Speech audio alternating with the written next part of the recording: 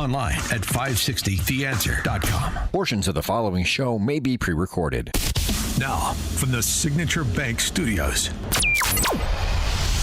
this is Chicago's Morning Answer with Dan Proft and Amy Jacobson on AM 560. The Answer.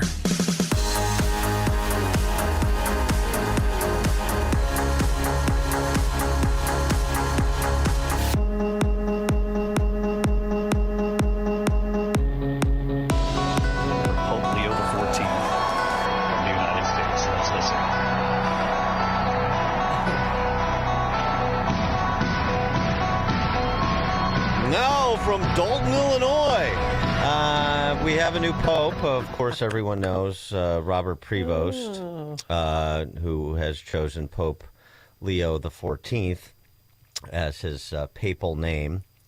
312-642-5600, turnkey.pro, answer line, your reaction, if whether you're Catholic or not. It's an important event, as evidenced by the crowds at the Vatican, as evidenced by the attention that it gets, because you have the leader of a church with 1 billion plus people around the world. So, of course, it's an important event, and it's particularly important in places like Chicago, not just because Prevost was born here and spent a good deal of his career here, but also because of the Catholic tradition, the Catholic school system and the parish system in Chicagoland.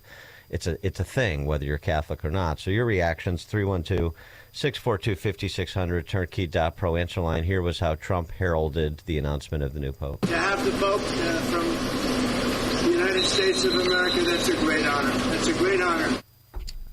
And, of course, the media, local media was quick to interview. He has two brothers, and they live here in Chicago, and they interviewed both of his brothers. I don't know if you want to hear that here, but it's, I'm not Catholic, but it's the biggest honor ever. I told my sons, too, I said, you don't understand that we've never had an American Pope ever. And the fact that he's from Chicago it's just glorious. Even when it was announced and I'm sitting there watching him speaking, this isn't real. I'm going to wake up in a minute. John Prevost of New Lenox says his brother grew up in Dalton, the youngest of 3 boys, and at one point taught at Providence High School in New Lenox. His pastoral philosophy molded in part by his time in the south suburbs. He's going to focus his attention to the impoverished and the people who don't have a voice. It was while visiting his brother in August of last year that then Cardinal Robert Prevost presided over Mass at St. Jude Catholic Church in New Lenox. We really need to hear the gospel message and put it in practice. Shook his hand, had communion from him, yeah. And now he's the Pope. Now he's the Pope, yeah. It's amazing. The many parishioners he met that evening, now celebrating the church's new leader. He's so warm. He's going to do great things. He really is. Such a kind, gentle person. I felt like I've known him forever, and just having met him. Now tasked with an awesome responsibility, John Prevost says his brother was conflicted in recent weeks about becoming Pope, but said he'd be ready if God called. It's something to be very proud of. It's an honor, but I think there's going to come a lot of responsibility here. We can get through the homerism to get on to the meat of it. We're also going to talk to Mary Fiorito from the Ethics and Public Policy Center at the bottom of the 6 o'clock hour. Just because there's been some usual misreporting from some of the usual suspects. Yeah. Terry Moran, who I didn't know was born in Chicago, too, but he had to throw that in there, make himself part of the story. I love when quote-unquote reporters do that. But he's got his facts wrong. What a great day for the city of Chicago. Yeah, I was born in Chicago. It is thrilling. And a couple of things.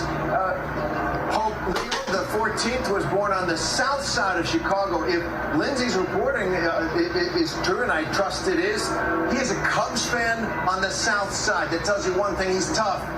Because it is not easy to be a Cubs fan on the south side of Chicago. Yeah, okay. He's not a Cubs fan, he's a Sox fan. No, Sox fan. Yeah. And I do believe he watched the 85 Bears win the Super Bowl. His brother confirmed that he's a Sox fan. There was a picture of him circulating at the 2005 World Series with the Sox versus the Astros. I don't know anything about it. I haven't seen anything about him being at the Super Bowl in '85, but okay. George in Naperville, you're on Chicago's Morning Answer. Dan, with the Pontiff in the Cubs' corner, he's not in the Cubs' corner. I just clarified that. It's a misreporting. Okay, but not that I. Well, can I do my little joke still? Yes, you can. It's Friday. Do you think Catholic Sox fans will see the light and make a pilgrimage to the friendly confines where all God's children are welcome? No. Thanks for the call, George. Can I just do my little joke? Can I get in there, please? I love George from Naperville and his little jokes. But the best was Brandon Johnson. I mean, honest to God. Everything dope, including the Pope, comes from Chicago. Congratulations to the first American Pope, Leo XIV. We hope to welcome you back home soon. Everything dope, including the Pope, comes from Chicago. I'm just interested to hear all the people, particularly the social justice Catholics, the leftists in Chicago, celebrating this because they're such, homers. They're so parochial, and that has sort of a double entendre in this context. Well, he left Illinois. Like everybody else. He left Illinois. So he got to get Chicago out his mouth, I thought. When you leave, that is a betrayal. And so you're not allowed to talk about Chicago anymore. Right? Isn't that what I understood? Just curious. There are some issues with Pope Leo XIV. We're going to see how outspoken he chooses to be. But certainly the indications from some of his social media posts that have been bandied about, mostly reposting other people's posts, but there's a clear point of view there. And the point of view is left. Critical of some of the things J.D. Vance has said, critical of the Trump immigration policy. So we're going to see if we're going to have some of the same cringeworthy moments from this Pope that we had from the last one when it comes to veering into the area of politics and policy that is outside of the catechism. We're going to see. Well, but the evidence is certainly there. Yeah, according to the New York Post, though, they claim he's registered Republican and he has voted in Republican primaries when not living abroad. So I don't know if they claim that he's a strong Republican and he's pro-life. Oh, he's pro-life? This just in, the Pope is pro-life. I know this is news to the press corps. That is not a big deal. I know. I just... The Pope is Catholic. He's not Episcopalian. What? 312-642-5600 is our turnkey.pro answer line. You can also text us on that very same line. By the way, his primary voting record registered Republican. That doesn't even mean anything. These reporters are just so ignorant of the things they talk about. Just do a little due diligence. Is a little due diligence too much to ask? His primary voting record, he voted in the Republican primary in 16, 14, and 12. He voted in the Democrat primary in 10 and 08. Okay. So there you go. I knew you'd have his voting record. Read into that what you will. I knew you would. But there's a bigger issue here. And the issue, and I'd love to hear from people that knew him when he was at Providence Catholic. Rival. They were a rival of ours at Bennett. Good football team. When I was coming up, I was playing golf at the time instead of football, but Pete Bursich was a big, tough linebacker for Providence who went on to play at Notre Dame. But Providence always had good football teams. Basketball, not so much. Anyway, I digress. I just had to go back into, the memory banks and relive. Yeah. No, it's great. I love it. Relive my misspent childhood. So here's the problem. One of the problems. According to Eduardo Lopez de Casas, who is a clergy abuse survivor and the national vice president of SNAP, which is also a Chicago-based survivors network of those abused by priests. And I'm not always a fan of everything SNAP does or says or the way they say or do it, but there's no question that a lot of these people were abused by priests, and that's a terrible thing. So you have to at least hear him out, and I'm happy to do that. Eduardo Lopez de Casas says that Prevost, now the Pope Leo XIV, bears responsibility for allowing former Providence High School president and priest Richard McGrath to stay at the high school amid sex abuse allegations that dated back to the 1990s. This is his quote to Casas. With Prevost, we definitely do not want to enter into another situation where there's a cardinal that becomes a pope that has bad things in their closet, because that is like a thorn in the side of every survivor every time that happens. Survivors worldwide, many of whom struggle with PTSD, addiction, and daily pain, should not have to watch men responsible for cover-ups climb to the top of the Catholic Church. People say not all priests are bad. Sure, but I ask, what do you mean by good? If a priest knew about McGrath's abuse and said nothing, if he saw and stayed silent, he is not a good priest. That's complicity.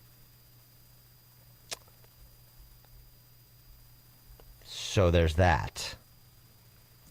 In addition to that, in March, Snap sent a letter to Vatican leadership detailing the conduct of Prevost, now Leo XIV, in 2 separate incidents of pre-sexual abuse. The letter detailed accusations of inaction during its time both as an Augustinian provincial in the U.S. as well as a bishop in Peru, where he was from 2014 to 2023.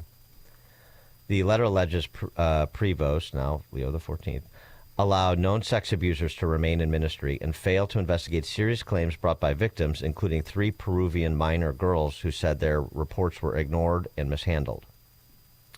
It also details the case of Father James Ray, a priest accused of sexual abuse in Waukegan and Wakanda, who Prevost allowed to live at St. John Stone Friary in Hyde Park, a half a block from St. Thomas the Apostle Catholic School in Hyde Park.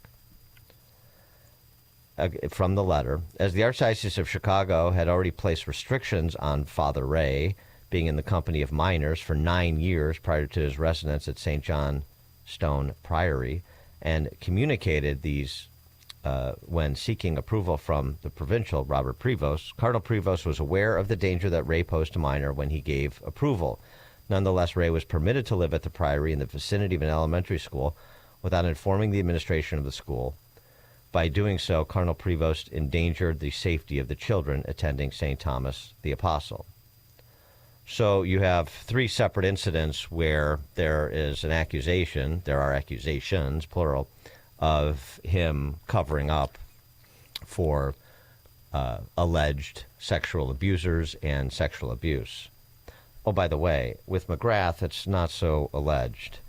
McGrath at Providence, in the Augustinian province, paid former Providence student Robert Krankovich $2 million in 2023 to settle allegations that McGrath raped him in the 1990s. Oh. Krankovich, died on May 1st of this year at the age of 43. And it was because of drug and alcohol abuse that his parents said were connected to the exploitation he suffered at the hands of McGrath. So this is serious stuff. And this deserves a pouring over as well. And frankly, it deserves some sort of response from Prevost, now Pope Leo XIV, as far as I'm concerned. We'll take your calls, have more on this, 538. But now let's head into the newsroom, and here are the headlines.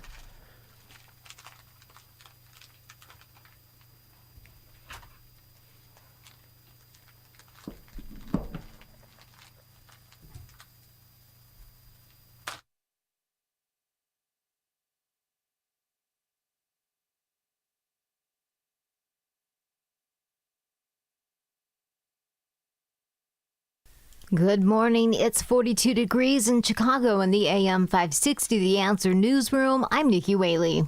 President Trump says it's too late for the Fed to cut interest rates.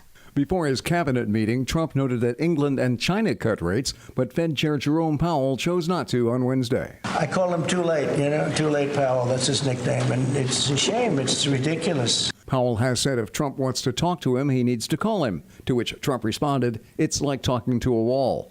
He went on to say that a rate cut wouldn't make much difference because the U.S. economy is so strong. I'm Mark Mayfield. Toyota is projecting a decline in profit for the current financial year. Tammy Trujillo has details. The world's top-selling automaker released a report on Thursday, forecasting a 21% profit decline due to widespread fallout from sweeping tariffs implemented by President Trump. This comes after a year of record profit totaling $32.4 billion for the automaker. According to Toyota, the company must also navigate the negative impact from a stronger yen. This Sunday is Mother's Day, and Uncommon Goods took a look at what the most common Mother's Day gifts are across the country. In 13 states, a floral bouquet was the most popular gift. This report is sponsored by mattress firm Don't Postpone Better Sleep. Shop Mattress Firm's Memorial Day sale now. Upgrade to a premium bed from a curated selection and take your rest to the next level. Don't miss out. Visit Mattress Firm today. Get matched. Sleep at night. Chicago's Morning Answer continues next. But now I check your forecast from the National Weather Service. Your home is a valuable asset, and you want to take care of your home. From roofs, siding, windows, and doors to furnaces, flooring, landscaping, and much more. Listen to your go-to for all things home. It's Home Answers Radio every Sunday morning at 9. Presented by Lang Home Medical Equipment, Valdecast Windows and Doors, and by JeffBuysYourHouse.com. Get answers from industry experts so you can make informed decisions about your home improvement. Right here on AM 560, The Answer. Since QC Kinetics has been the nation's leader in non-surgical relief for joint pain. Hi, Amy Jacobson here, and this is remarkable. Using regenerative cell therapy to restore tissue in your achy joints. These are biologic growth factors with robust healing properties, carefully and strategically placed in your joint. Listen, it's a powerful and potent way to give your joints the new life and repairing old tissue. Best part, there's no drugs, no surgery, and no downtime. This is an all-natural option with lasting relief. Imagine doing all the things you enjoyed this summer without joint pain. Here's what I want you to do. Contact my good friends at QC Kinetics and ask for your free consultation. You have nothing to lose. Saturday appointments available. The number to call is 312-809-5955. That's 312-809-5955. 312-809-5955. Active Liver is the easy way to get a daily detox to keep you healthy and feeling your best. Find Active Liver at your local CVS or online at Amazon or NewNordicUSA.com. Now, your official weather forecast. Sunny skies today, the high at 65. Clear, chilly night, low tonight 49. Mostly sunny, breezy, not as warm tomorrow. The high tomorrow at 70. It'll be sunny on Sunday, high Sunday afternoon at 71. I'm Steve Williams on AM 560. The Answer. Get the latest weather, traffic, and news updates online at 560theanswer.com. Now, from the Signature Bank Studios.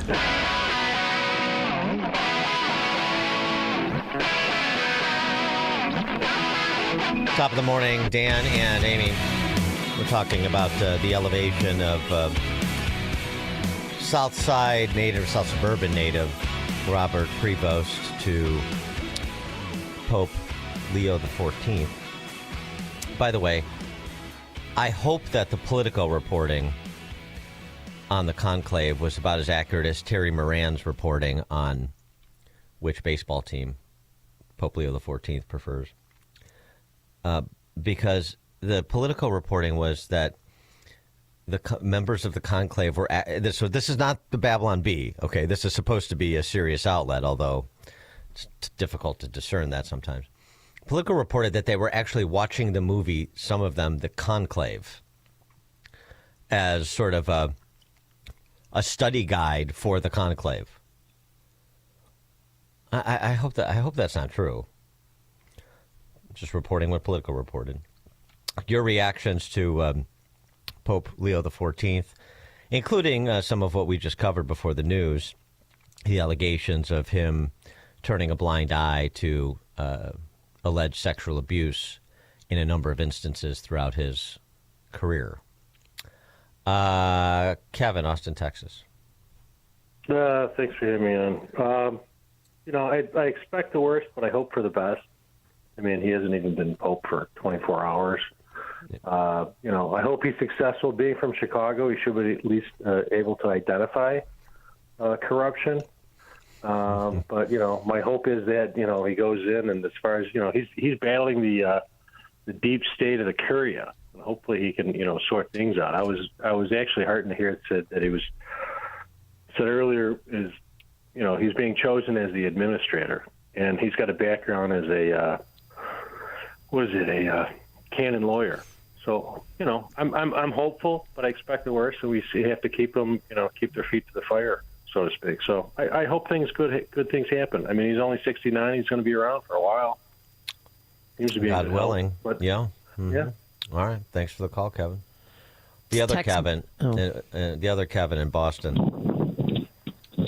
Likewise, with the Kevin from Texas, I'm apprehensive a little bit, and I don't mean to be. I want to be open, but I look at Bishop Francis Provost being elevated, called back to the Vatican in 2023, where he was the provincial leader of all the bishops. So we know what's going on with the Catholic charities here in our country, and all these kids that come across without parents across the southern border and their involvement. So it was the liberal campaign. Nobody really knew who now Leo the 14th was just a week ago. Most of us in the lay persons. So, Dan, I want to ask you this. What I found so odd, not 48 hours ago, the legislature in Seattle, Washington, put it that if you know of child abuse, you must report it. And what did the bishop that was a voting cardinal of the 135 or 34, Bishop Idote, he is from the cardinal from Seattle, put out an edict that you would be excommunicated if you report child abuse. Right as the conclave of the voting was going on, this edict comes out from Seattle Archdiocese. I didn't see that. That's interesting. All right. Thanks for the call, Kevin. Lots of text messages. Dan, a friend of mine in college that knows him, say you pronounce his name Prevo. The S and T are silent. Okay. Oddly enough, Pope Leo the 13th was in place when the Bears won the Super Bowl. I don't know. And then another, Pope Leo the 14th ignored sexual abuse. This is why I listen to this show, to learn more. Keep them coming. We have lots of text messages. Okay. Jan in Hoffman Estates. I don't think the Catholic Church has ever recovered from the sex scandal back when they should have had changed the whole hierarchy. And it's very disappointing to me that this Pope has made political statements that is outside of his jurisdiction. So I think he'll continue the demise of the Catholic Church. I have a very good parish at St. Catherine's, and I support them wholeheartedly, but I do not support any of the international functions of the Catholic Church, nor do I go to confession all the time to say that I don't like the Pope, and I think it'll continue with this Pope. Thanks for the call, Jan. By the way, I mean, did you say this Pope Leo the 13th was the Pope when the Bears won the Super Bowl? That's what I'm just saying. When somebody texted in. No. I think Pope Leo the 13th tenure ended about the turn of the 20th century. So you're a little bit off, but okay. I know we're trying to do Da Pope and all the Chicago stuff. I mean, I started it with the Bulls, playing music. Okay, but yeah, let's keep it together. Kip in Stillman Valley. Yeah, you got to laugh at that one. The 13th was around. Oh well, I was baptized Catholic. I went to St. Peter's Cathedral in Rockford, Illinois. I lived down the hill, was in the choir and everything. The Catholic school system at that time, in the 60s, 70s, was still very much Catholic, if you know what I mean. I mean, doing the good things, getting the classical education without any kind of secularism in the school system, and it's the shame to see as it goes. But as far as Pope Leo the 14th, I really don't know the man, and but what I hear, there is cause for concern, and thinking that they're just going to use him for a donation because he's from America to bring up their funds for the Vatican. That might have been a big thing that got him elected. So you were in the choir at St. Peter's, as you said? Yes, I was. Yeah. Can you do a couple of bars of Ave Maria for us? Oh, no. No, I'm 65 now. I sang with the girls. I had the real high voice until Oh, really? Yeah. I really was. I remember the Hail Mary, or not the Our Father, they started singing that at Mass. Mm-hmm. Yeah, the choir leader wrote that, and I was with her when she was writing. I'll tell you, what a mess that was, and we had to go over and over and over and over. Our Father who art in heaven. We almost got a little bit. Yeah. Well, no, I'm not going to do it. But all right. I'd love to hear your upper range. Yeah. Yeah. Well, I used to really sing really, really well. Mary Means, I don't know if you remember that name. She died from cancer, but she was soprano in the choir, and she was big in New York plays and stuff. So, but she just passed a couple of years ago. Thanks for the call, Kip. Got to walk down memory lane with Kip a little bit too. Yeah, and the joke, by the way, about the Bears and Pope Leo the 13th, that was from a Packers fan, Dan. Oh, I see. It's been that long. I got it. Okay, very good. All right. I hope those 85 Bears got the attention they deserved. Never really did. Nobody talks about them anymore. Never. Nope. Greg in Schaumburg. Hi, Dan and Amy. Well, as I advance this notion, I don't want to cast any kind of negativism on this. This is certainly a thrilling moment for the world in many respects, because you've got somebody that speaks English very clearly, and that's something that is and is culturally one of us, and that is really crucial. But I have to say this: if he goes after President Trump in any way related to the issues that Pope Francis did, there's going to be trouble, and it's going to split the church.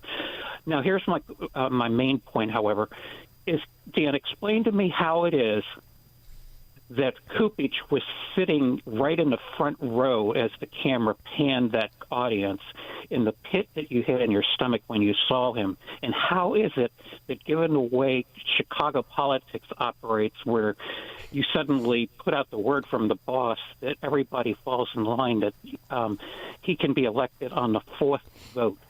That's what is puzzling to me. How what do you think? Like Supich stuffed the ballot box or something? What do you think? Well, I think it's. I'm not being negative. I'm just saying, like, how could Chicago ways infiltrate this process?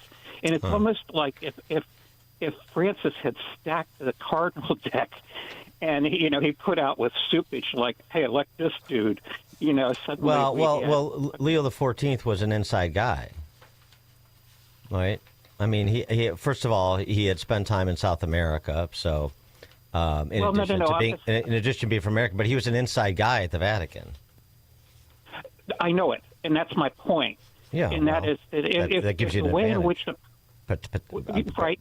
Well, here, if the way the process is supposed to work is the Holy Spirit is supposed to indwell these guys in a room that they can't get out of, and they're supposed to really deliberate about it. How could that have been corrupted by Francis by having stacked the deck in order to be able to get his guy elected? And now, having said that, let me back that out. I hope that's not the case, but as you portrayed in your initial comments, there's a lot of evidence to the case that he's a Francis acolyte, and he's going to walk down that road. Well, right. But thanks for the call, Greg. But part of it. Look, some cardinals are more influential than others. You cardinals are selected from the pools of bishops, and what the Catholic Conference of Bishops what their pronouncements normally sound like. Sound like DNC talking points is what they sound like. So, yeah, you have this schism in the church between those who believe in synodality and what we used to call liberation theology, and conservative Catholics who want to stick to the catechism and the sensible policy that directly flow from that belief system. Not a theocracy, but just sensible secular policies consistent with your understanding of mankind as informed by your faith. That's what I mean. So, Francis was in poor health for some time. So, I mean, you don't think that these guys don't talk, do you? You don't think that there's maneuvering that goes on like there would be in any selection process among a bunch of people who are interested in cementing their legacy at the top? I mean, I know these are men of the cloth, but it doesn't mean that they are completely immune from very human ambition. So, it's a process within the church, but I think it would be silly to not believe that it is a political process within the church, as the selection of anybody to lead any organization always involves a bit of politics, doesn't it? Craig, Mount Greenwood. Oh, hey, good morning, Dan and Amy. And hey, thank you very much for taking my call. I got a question about the origins of this. I mean, I've read the Bible, from front to back. I've never seen anything about a pope or this, process of getting a pope and all this kind of thing. I'm just, how did this originate, or like you were? I mean, the conclave. I mean, dates back to the 13th century. So it's it's been around for a minute, and there are different traditions and different religions, and some of them are at the formation of the faith, and some of them are evolve as the faith does, if you will. So I was just wondering if any part of it originated from the Bible. That was my question. I never seen it. I just can't. It's if someone had a Bible verse or something No, there's no conclave Bible verse that I'm aware of. Thanks for the call, Craig. David in Winnetka. Hey, good morning, guys. No, I've got a pulp milk clean. Well, I can't hear you. What'd you say? Oh, wait, I'm sorry. Yeah, after talking to the phone. Yeah. Is this any better? Yeah. Okay. Actually, I was going to tell a joke, but let me ask this instead. I don't know too much about Catholicism. Go ahead, tell your joke. I'm a jingle Jew, and so with did you say you're a jingle Jew? I'm a jingle. I'm a Jew that believes in Christ. We're called jingle Jews. Oh, I thought it was Jews for Jesus, but okay, I didn't. I think the true definition is Messianic or something like that. Messianic. Yeah, I've never heard jingle Jew before. Okay. Yeah, jingle Jew later. All right. Okay. But here's my point. So where in the Bible would it say, now I have not scoured front to back, but where would it say that it's okay to, to do it with little boys? That's okay. You can't do it with women. Yeah, no, that would be horrible. That would banish you to hell for life. But it's okay to do this with an impressionable child. Well, of course, it's not acceptable. Of course, I mean, that's your joke. Is that your joke? No. I said, well, I didn't want to. The joke was too long. But my point being is that why don't they just go have sex with women? I don't get it. I don't get that. Like you don't get why they don't just go have sex with women? Well, right. because they're pedophiles. And because many of them are homosexuals. That's why. Okay. I thought it was something in the Bible that said that abolished popes from having sex. Period. Like you couldn't do it clergy or whatever. No, there's nothing. There's nothing that gives license to exploit children. No. Okay, boy, we got pretty far afield in the Leo the 14th conversation. But we will revisit with Mary Fiorito at the bottom of the 6 o'clock hour. Dan and Amy, Chicago's Morning Answer. You're listening to Chicago's Morning Answer with Dan Proft and Amy Jacobson on AM 560. The Answer. Sign up for the AM 560 Answer Advantage to get early alerts on event ticket sales, special discounts, and contest opportunities. Sign up today at 560theanswer.com/advantage. It's your life, your legacy. Shouldn't it be your choice? For nearly 2 centuries, Catholic Cemetery Chicago has been a haven for families, offering sacred spaces to honor these legacies. Take an active role by pre-planning your final arrangements. Alleviate your loved ones a future financial burden. Lock in today's prices and take advantage of no interest payments and no hidden fees. Visit CatholicCemeteriesChicago.org or call 708-236-5490 to schedule a free consultation today. At AlmostFreeTeeth.com, they're dedicated to making smiles great again. If you have medical PPO insurance, find out how you could save 90% off on average to get a beautiful dental implant-supported smile. Check if you qualify right now at AlmostFreeTeeth.com. Hey, Sean Hannity here. You know, crime is at an all-time high, and you might already own a firearm, but you need to start with the less lethal option to avoid the financial and mental repercussions of pulling the trigger. Well, enter Byrna, BYRNA.com.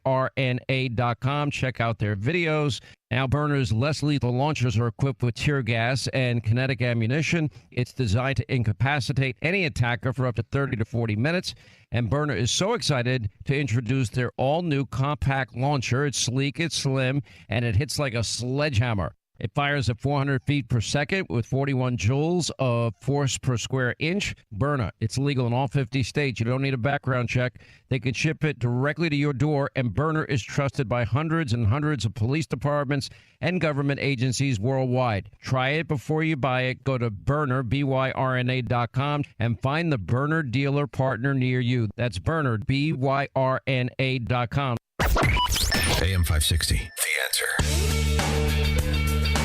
Top of the morning, Dan and Amy. It seems appropriate to make sure we remark on the untimely passing of White Sox great Chester Lemon, as Hawk Harrelson would call him. Chet Lemon passed away yesterday at the age of 70, and since we have a White Sox fan who's ascended to the papacy, it seems like we should mention it anyway, because Chet Lemon was so great. I mean, so he was part of a great time in Chicago White Sox history, even though, you know, they weren't winning World Series or anything like that. But the pajamas of the 1970s to winning ugly in the early 80s. And I didn't realize this, too, just reading his obituary. It's actually quite sad because he was such a great athlete. Since he retired from the Tigers in 1990, because he spent the last 8 years of his career. Actually, I'm glad he did get shipped over to the Tigers, because he got a World Series ring with the Tigers in '84. He deserved it. He suffered a series of clots and at least 13 strokes. Wow. That left him unable to walk or talk.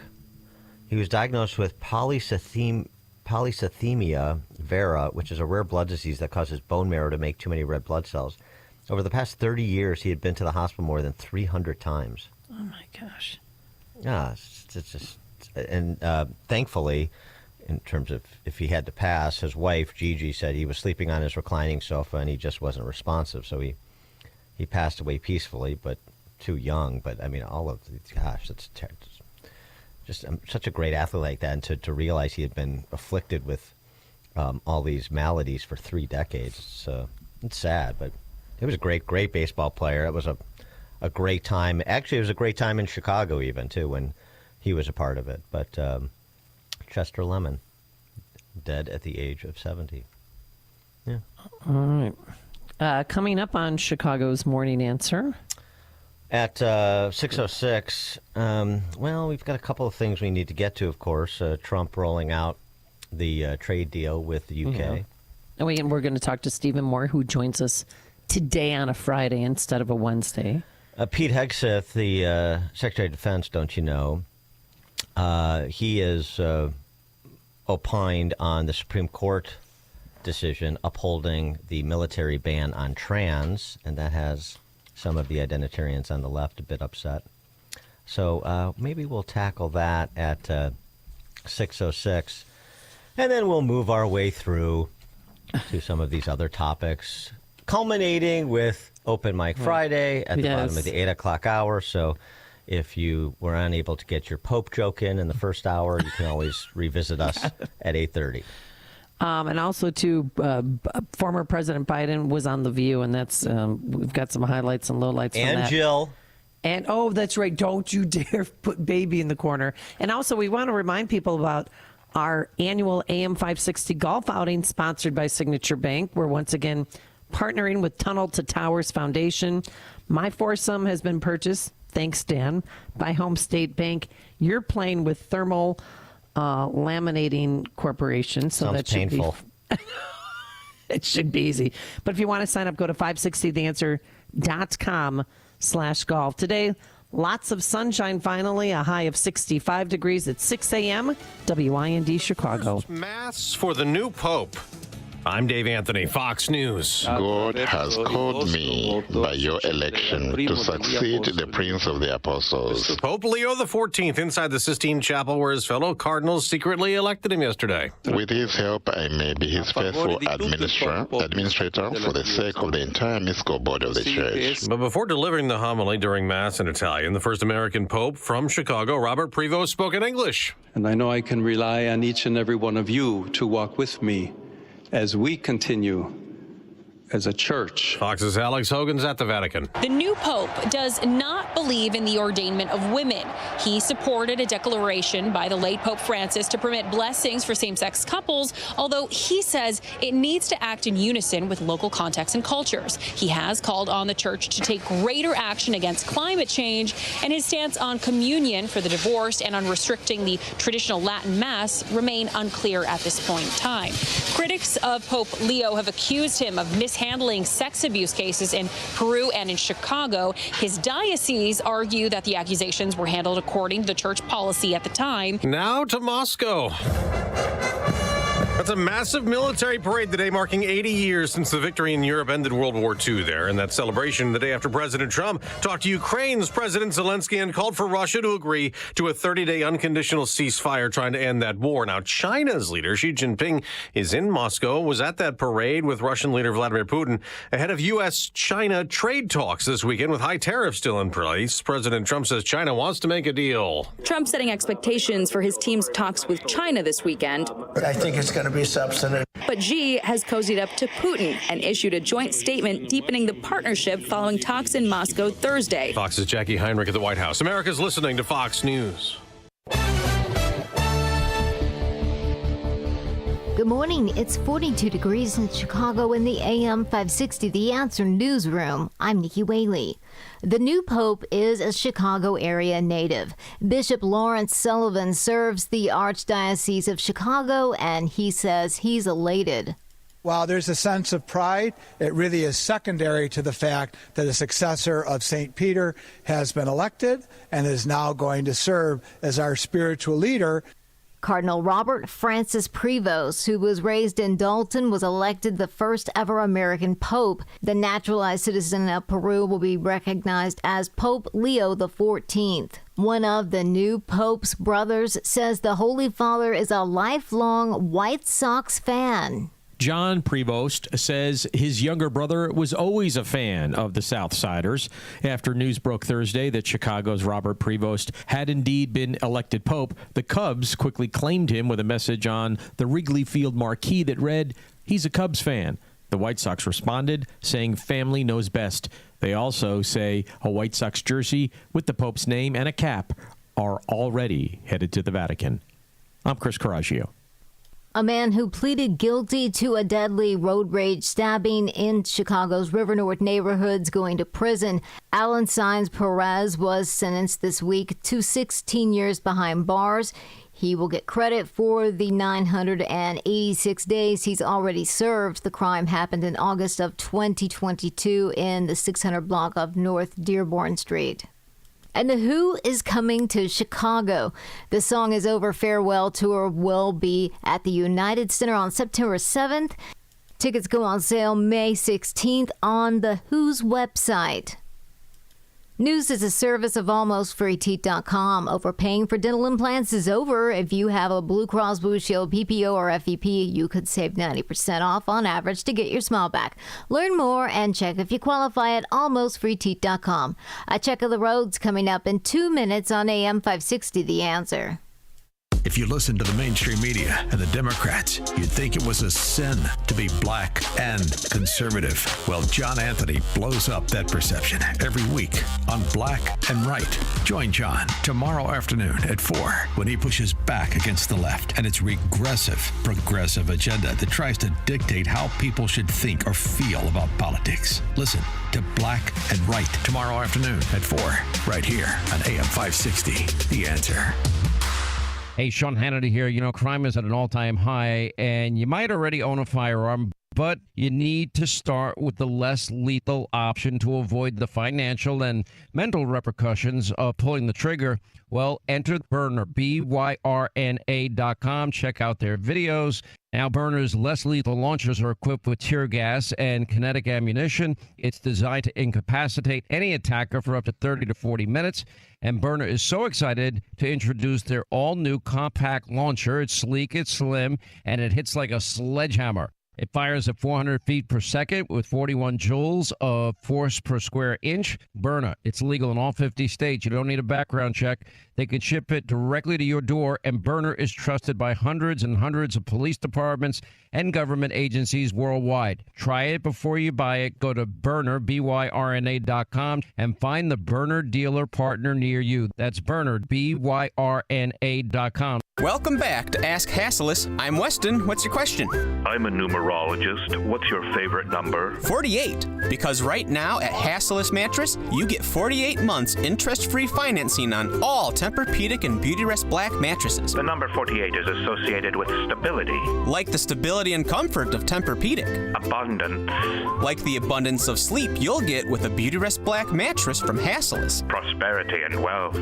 Because you get a $300 MasterCard gift card with your purchase. The number 48 is a sign that you have chosen the right path in life. Just like choosing your favorite Tempur-Pedic or Beautyrest Black mattress at Hasslis without commission-hungry salespeople breathing down your neck. Really? Yes. Do you deliver? Free next-day delivery. I think 48 may be my favorite number too. Enjoy 48 months interest-free financing on Tempur-Pedic and Beautyrest Black at Hasslis Mattress. Find your employee-free Chicagoland showroom at Hasslis.com.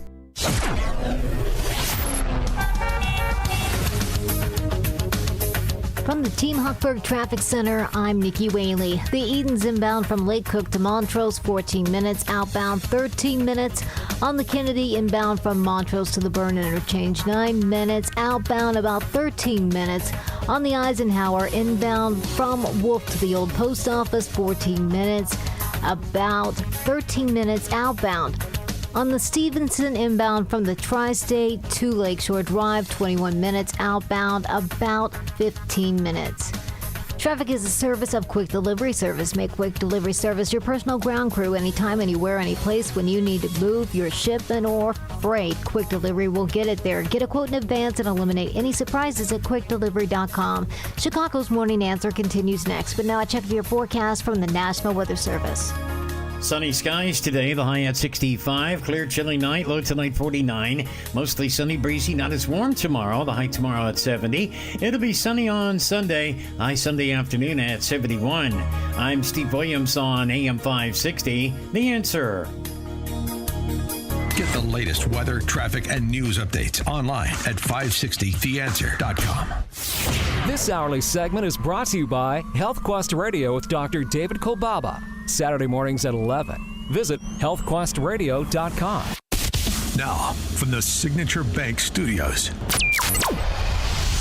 this is Chicago's Morning Answer with Dan Proft and Amy Jacobson on AM 560. The Answer.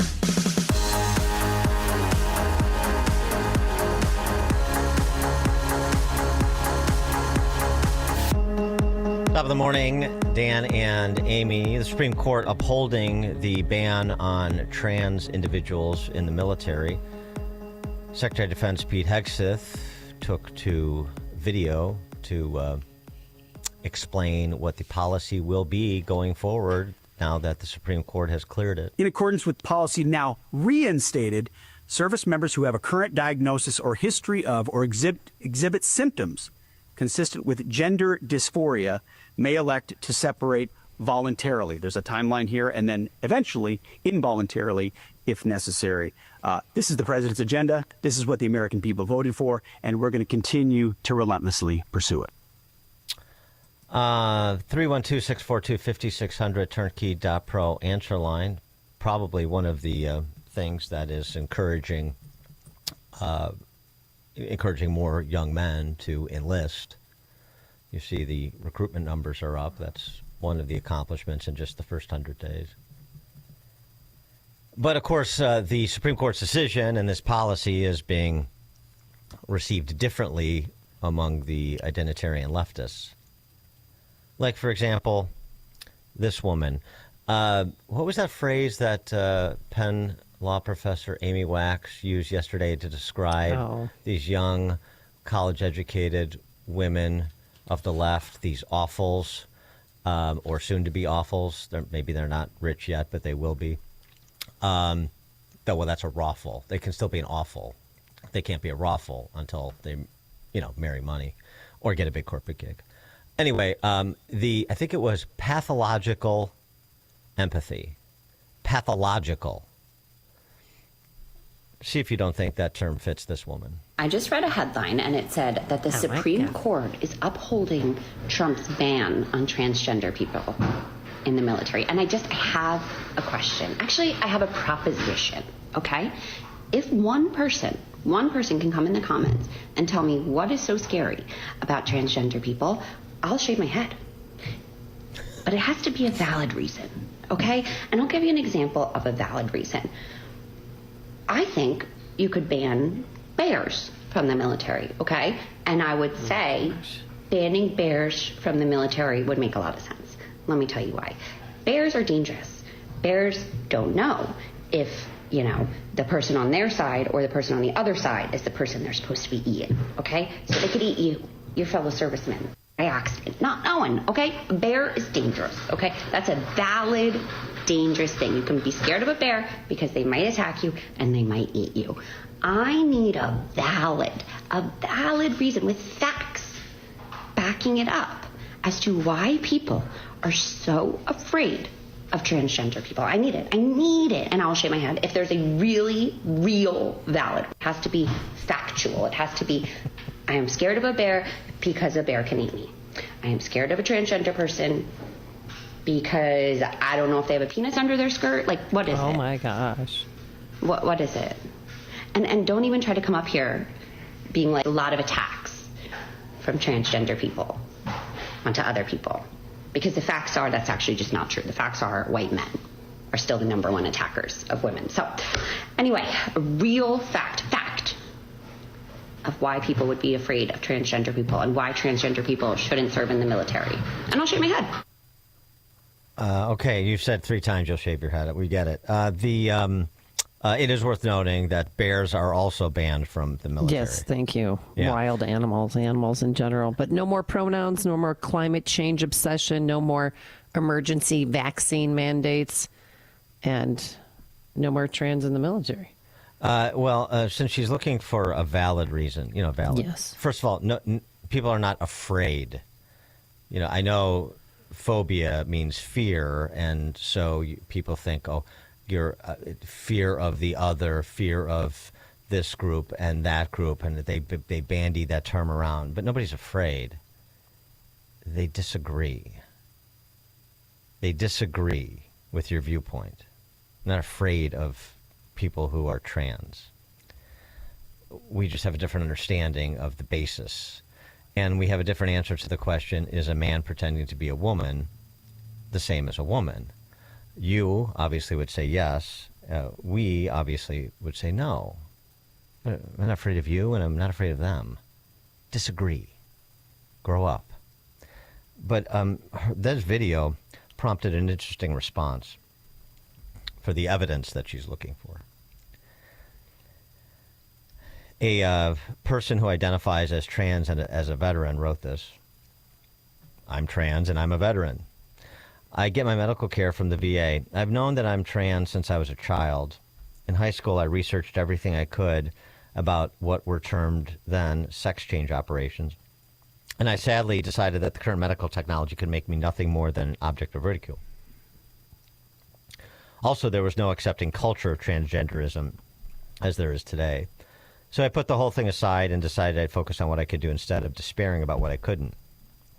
When I was 17, I joined the Army and did well. I never dwelt on things I couldn't have and concentrated first on my Army career, then my post-Army college education, then my IT career.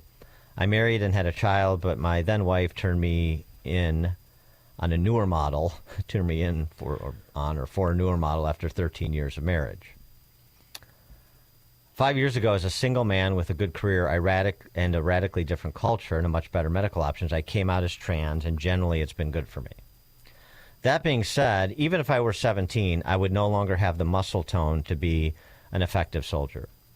Estrogen and spironolactone are killers to male athleticism. B, if I had a diagnosed mental condition on active duty, the Army would be forced to accommodate me at the expense of non-trans soldiers. There's a finite budget, and for better or worse, every dollar spent on making a male soldier physically weaker than he'd otherwise be is a dollar not being spent on keeping other soldiers healthy or fixing them when they're broken.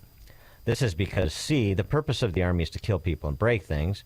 It's not a social engineering experiment, and any activity that distracts from killing people and breaking things and training for said killing and breaking is a distraction that wastes resources and will lead to higher casualties and deaths. But none of those are the most important reason. I don't think a civilian can truly grasp the trust that is required to be a soldier. There are thousands of books written on this complex subject, and I can't do it justice in this post. But to suffice it to say that rational armies would run away. Rational soldiers would refuse to fight.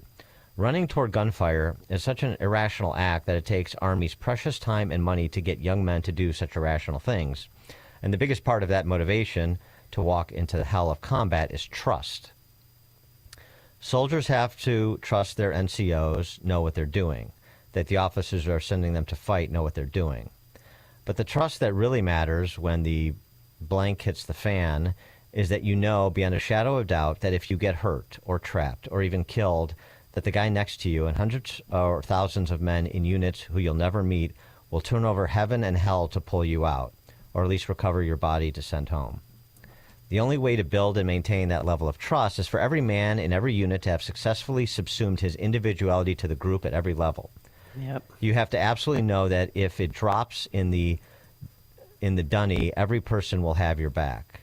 Anyone who declares, I'm trans, I'm different, and the Army has to cater to me, even if it detracts from the mission, has exempted himself from that bond of trust and thus needs to go elsewhere for the sake of the mission. That's pretty damn good. 312-642-5600, turnkey.pro answer line. You could also reach us on the same line. I just was shocked to know that there's close to 15,000 transgender military members. And I know some, I can't remember the guess, but they joined the military because the military pays for their surgery, pays for their hormone therapy. And so that's going to stop. Well, it's celebrated. And by the way, I mean, just, there's clawing back that's going on here. After the Cass report in the UK, HHS report rebuts the false quote-unquote consensus on treating minors. 409-page study from the Department of Health and Human Services reviewed the evidence about gender dysphoria among children and the various treatment options. It amounts to a rebuke of the political and medical conformity that has developed around gender identity, including radical treatments that are opposed by parents. The evidence reveals, quote, deep uncertainty about the purported benefits, unquote, of medical interventions like puberty blockers, cross-sex hormone treatments, and surgeries. The treatments carry risks that include infertility, sexual dysfunction, adverse cognitive impacts, and psychiatric disorders. So there is movement back towards sanity. Oh, and towards a reckoning for those who were wrongly maligned. Dr. Alan Josephson risked his career to become one of the first psychiatrists to publicly oppose the transitioning of children. When he spoke out, his employer, the University of Louisville, demoted him, harassed him, and ultimately fired him. Now, after a 6-year legal battle to defend his First Amendment rights, he stands vindicated. The university settled the case for nearly $1.6 million because he didn't back down. He went to the mat in a way that most people won't, but he did. The common sense counter-revolution, the evidence grows. Renee in Barrington, you're on Chicago's Morning Answer. Yes, hi, good morning. That article that you just read, the gentleman, the vet, who was talking about how the mission is so incredibly important. Sorry. Go see the movie Warfare. I suggest everybody go see it. It's a very tough movie to watch, but it really shows how every individual in a threatening situation must be fit and trusted. They must trust each other. 100%. I saw it. Thanks for the call, Renee.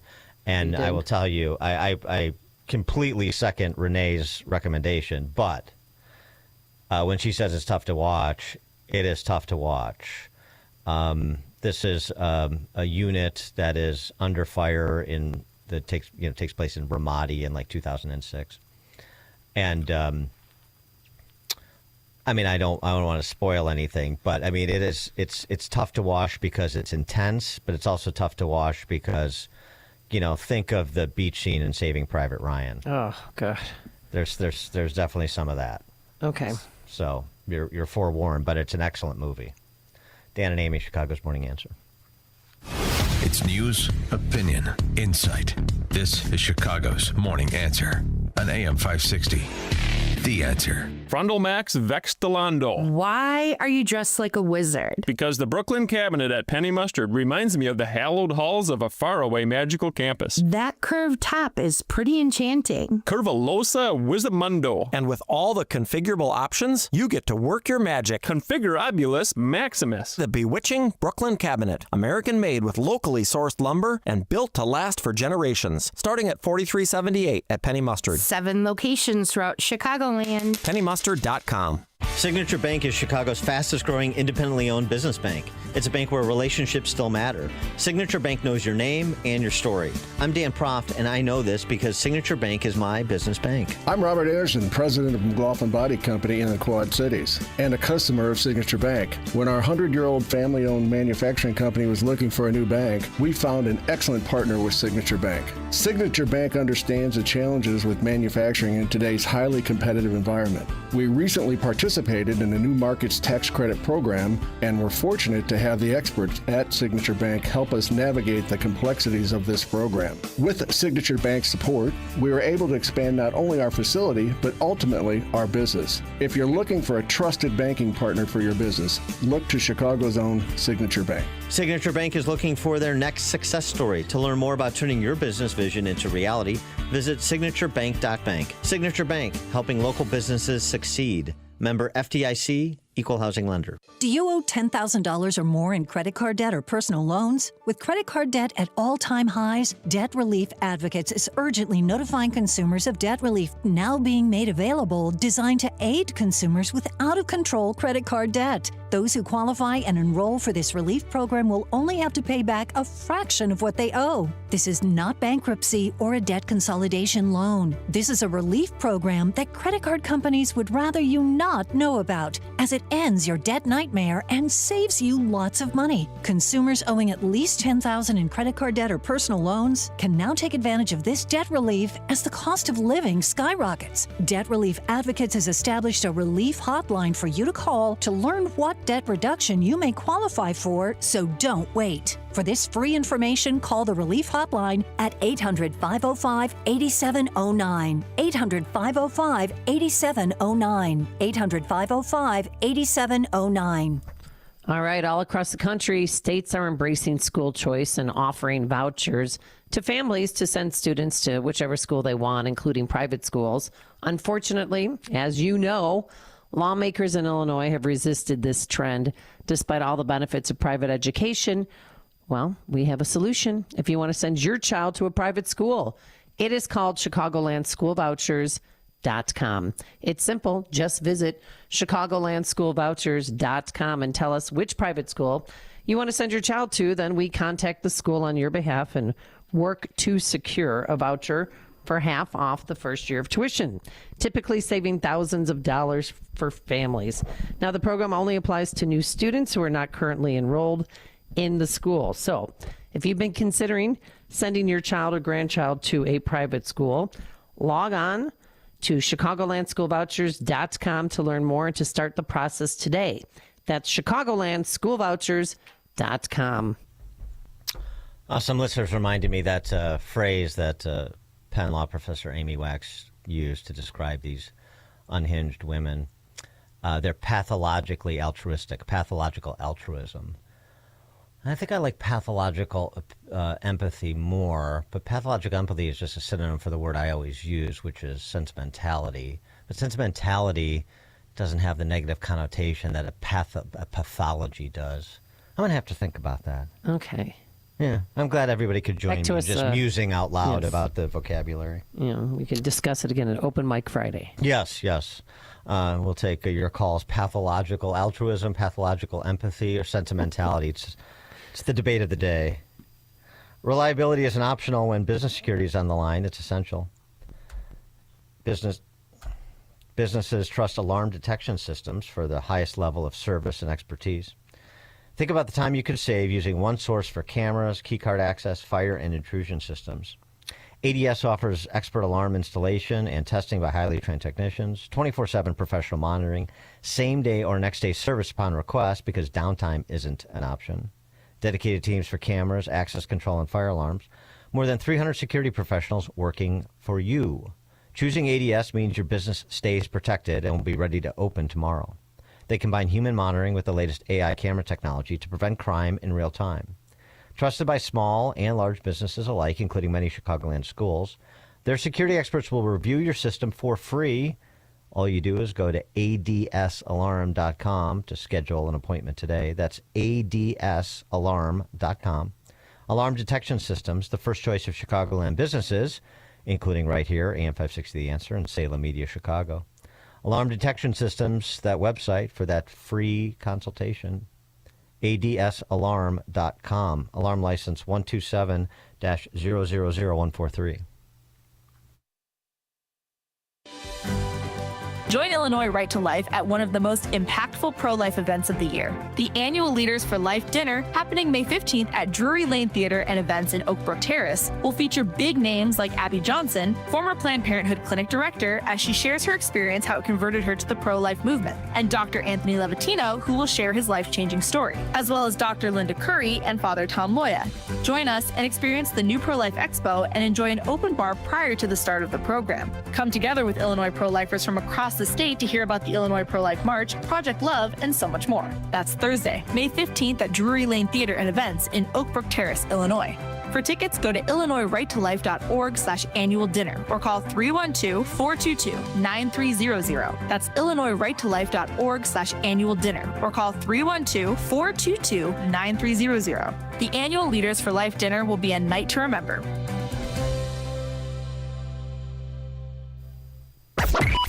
AM 560, The Answer.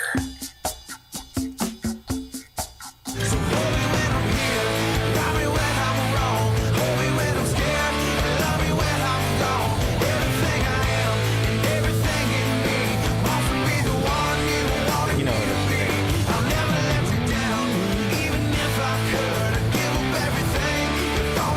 Any guesses? You know the song. Yeah, Three Doors Down. Three Doors Down, yeah. Three Doors Down. They're like a good post-grunge, alt-rock kind of band. They've got some really good songs. Here Without You's another one. Okay. Brad Arnold is the front man for Three Doors Down. And he took to social media to post this unfortunate news. Hey everybody, it's Brad from Three Doors Down. I hope you're having a great day today. Got some not so good news for you today. And so I'd been sick a couple of weeks ago and then went to the hospital and got checked out and had actually got the diagnosis that I had a clear cell renal carcinoma that had metastasized into my lung. And that's it's stage 4, and that's not real good. But you know what? We serve a mighty God, and he can overcome anything. So I have no fear. I really sincerely am not scared of it at all. But it is gonna force us to cancel our tour this summer, and we're sorry for that. And I'd love for you to lift me up in prayer every chance you get. And I think it's time for me to maybe go listen to Not My Time a little bit, right? Thank you guys so much. God loves you. We love you. See you.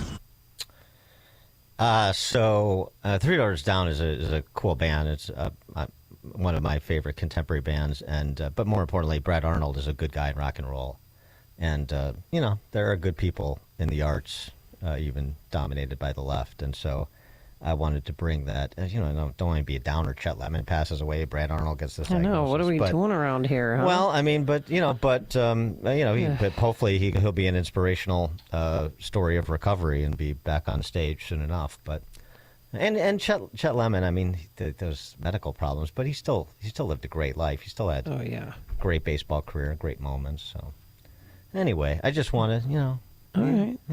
It's tough out there.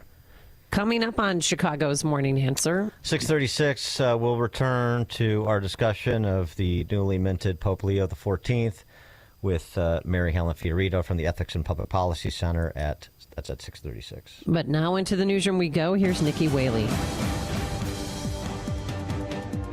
Good morning. It's 42 degrees in Chicago in the AM 560. The Answer Newsroom. I'm Nikki Whaley. Perché ha compiuto meraviglie. Pope Leo XIV is celebrating his first Mass as leader of the Roman Catholic Church. The Mass was attended by cardinals from around the world this morning in the Sistine Chapel. Today is Leo's first full day as Pope. Yesterday, he was known as Cardinal Robert Francis Prevost of Chicago and was elected Pope in a conclave of 133 cardinals. The National Association of Letter Carriers is holding its annual Stamp Out Hunger Drive this weekend. About 10,000 cities across the U.S. are expected to participate. To donate, leave non-perishable food items in a bag near your mailbox on Saturday, May 10th. Donations will be returned to the local post office and then sent to nearby food banks. I'm Mark Mayfield. This report is sponsored by Discover. Guess what? Discover's accepted at 99% of places that take credit cards nationwide. You heard right, 99%. If you don't think so, maybe it's time to face facts. You're stuck in the past.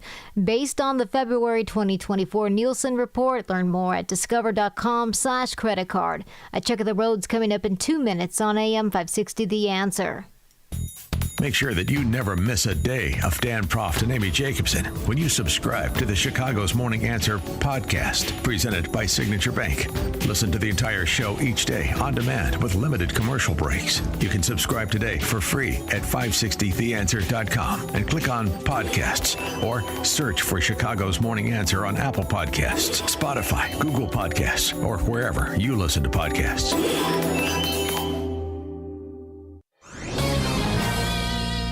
This is Ed Morrissey of HotAir.com for Town Hall. Recently, Trump administration figures have sent mixed messages about the efforts to end the Iranian nuclear weapons program. Republicans and the Israelis have worried that Trump may sign a deal similar to President Obama's, with only marginal changes on verification. Trump spoke out this weekend by insisting on total disarmament, but still left the door open to civilian nuclear development.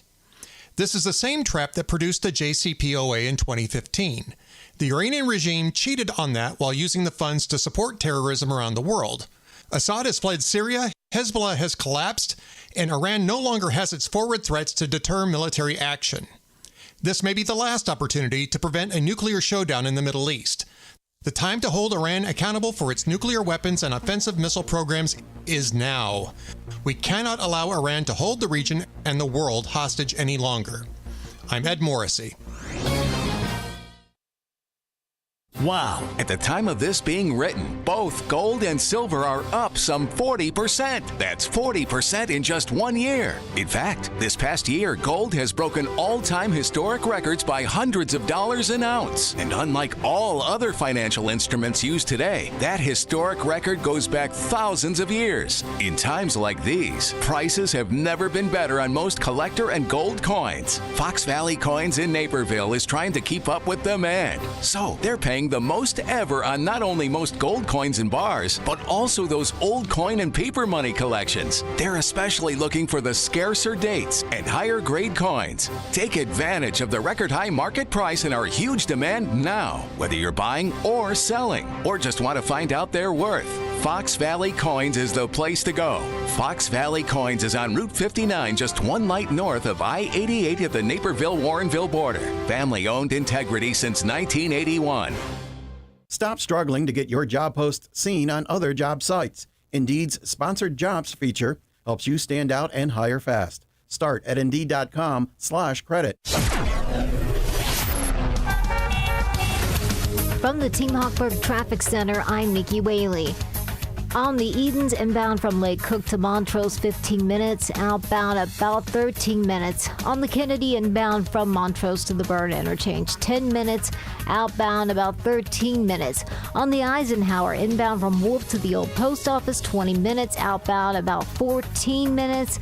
On the Stevenson, inbound from the Tri-State to Lakeshore Drive, 30 minutes. Outbound, about 15 minutes. On the Dan Ryan, inbound from 95th to the Burn Interchange, about 15 minutes. This report is sponsored by Mattress Firm. Don't postpone better sleep. Shop Mattress Firm's Memorial Day sale now. Upgrade to a premium bed from a curated selection and take your rest to the next level. Don't miss out. Visit Mattress Firm today. Get matched sleep at night.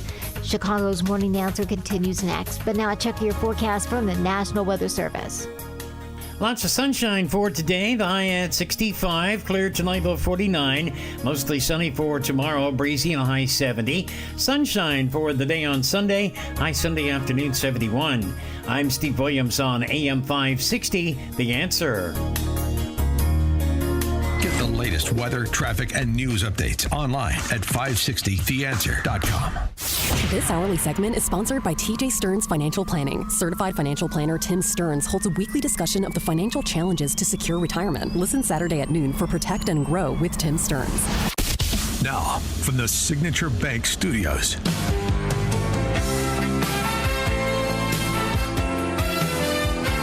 Top of the morning, Dan and Amy. President Trump had this to offer in response to the news yesterday that the Catholic Church had elevated a Chicagoan named Robert Prevost to Pope Leo XIV to the papacy. To have the Pope from the United States of America, that's a great honor. That's a great honor.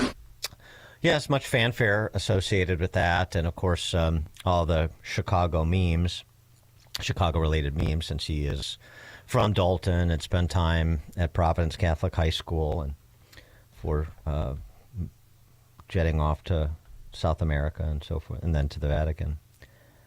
But there are some issues. There are some concerns. We voiced them earlier. Now let's get some expert commentary on all of the above. Mary Fiorito is a pro-life attorney. She is also a fellow at the Ethics and Public Policy Center. She joins us now. Mary, thanks for being with us. Appreciate it. Thanks for having me, Dan. So your review in general terms of the selection. Well, it was a surprise. I'm here in Rome. We had black smoke for the first night of the conclave, and then there were 2 votes the following morning yesterday. Black smoke after both of those, and then we really weren't expecting this to happen so quickly and for it to be Cardinal Prevost at the same time. So when on the 4th ballot we saw white smoke, that indicated to most people who have been watching this that it would likely be Cardinal Parolin, the Secretary of State.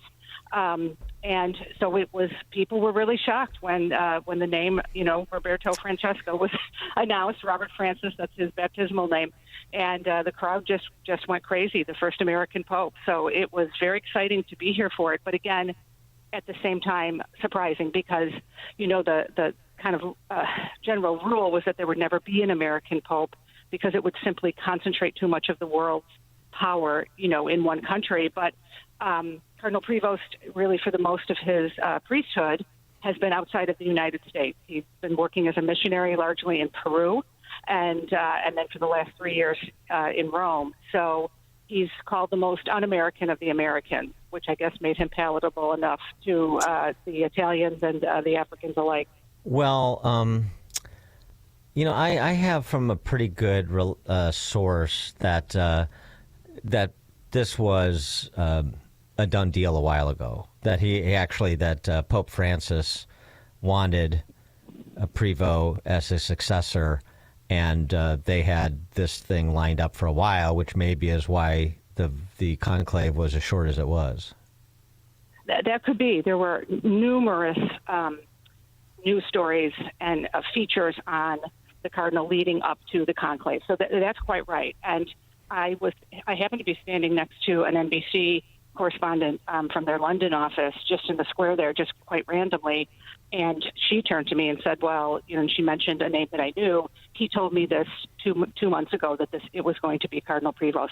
So that could be quite, I can't, obviously verify that definitively, but no, it's certainly within the realm of reasonable speculation. The other thing about it, I understand the enthusiasm, and you want to, give him his honeymoon period, if you will, to put it in political terms. But by the same token, the immediate reaction, I don't know. I mean, for me, if Cardinal Cupich is enthusiastic about the selection, then I am much less so. Well, that, to be honest with you, that was a concern that was raised by a number of different people with whom I spoke in the last, 24 hours, that he seems to be very much an ally of Cardinal Cupich. And that is that's a point of concern for many people, because Cardinal Cupich is considered very progressive, very much a supporter of Pope Francis. But at the same time, there were some indications even yesterday that the new Holy Father is going to be his own man. He did not come out in the simple white cassock, for example. He wore the same robes that Pope Benedict wore. And he took a very traditional name. He didn't do like Pope Francis did and pick a name kind of out of thin air that no one had ever used before. So he seems to be interested in continuity in the church, right? I mean, this is a 2,000-year-old organization, if you will. But he is hankering back to some things of the past, which I think is also a good sign.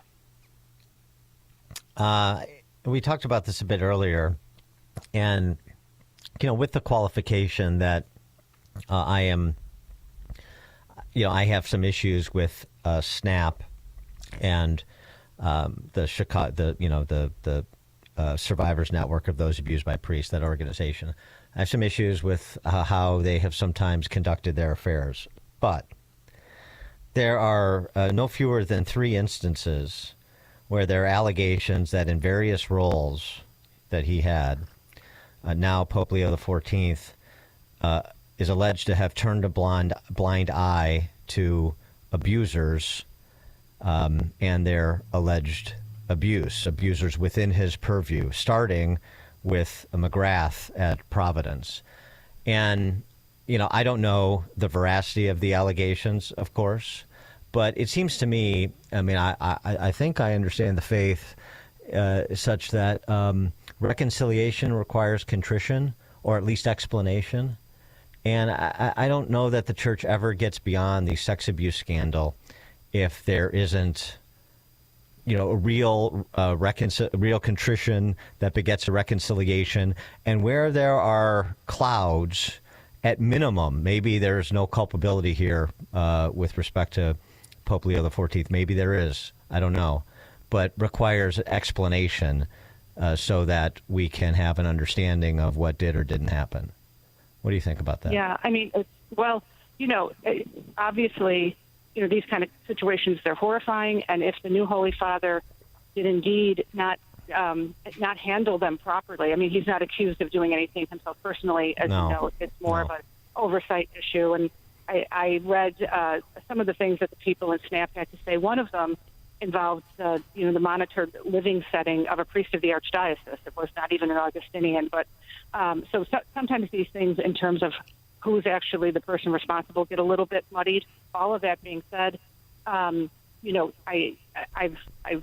I've read is that those things were looked into and that the new Holy Father was found to have handled things appropriately at the time. Now, going forward, I'm sure there's going to be additional investigation that will get a little bit more scrutiny than what SNAP provided, which I think will give us a bigger picture and clearer picture of what he may or may not have done.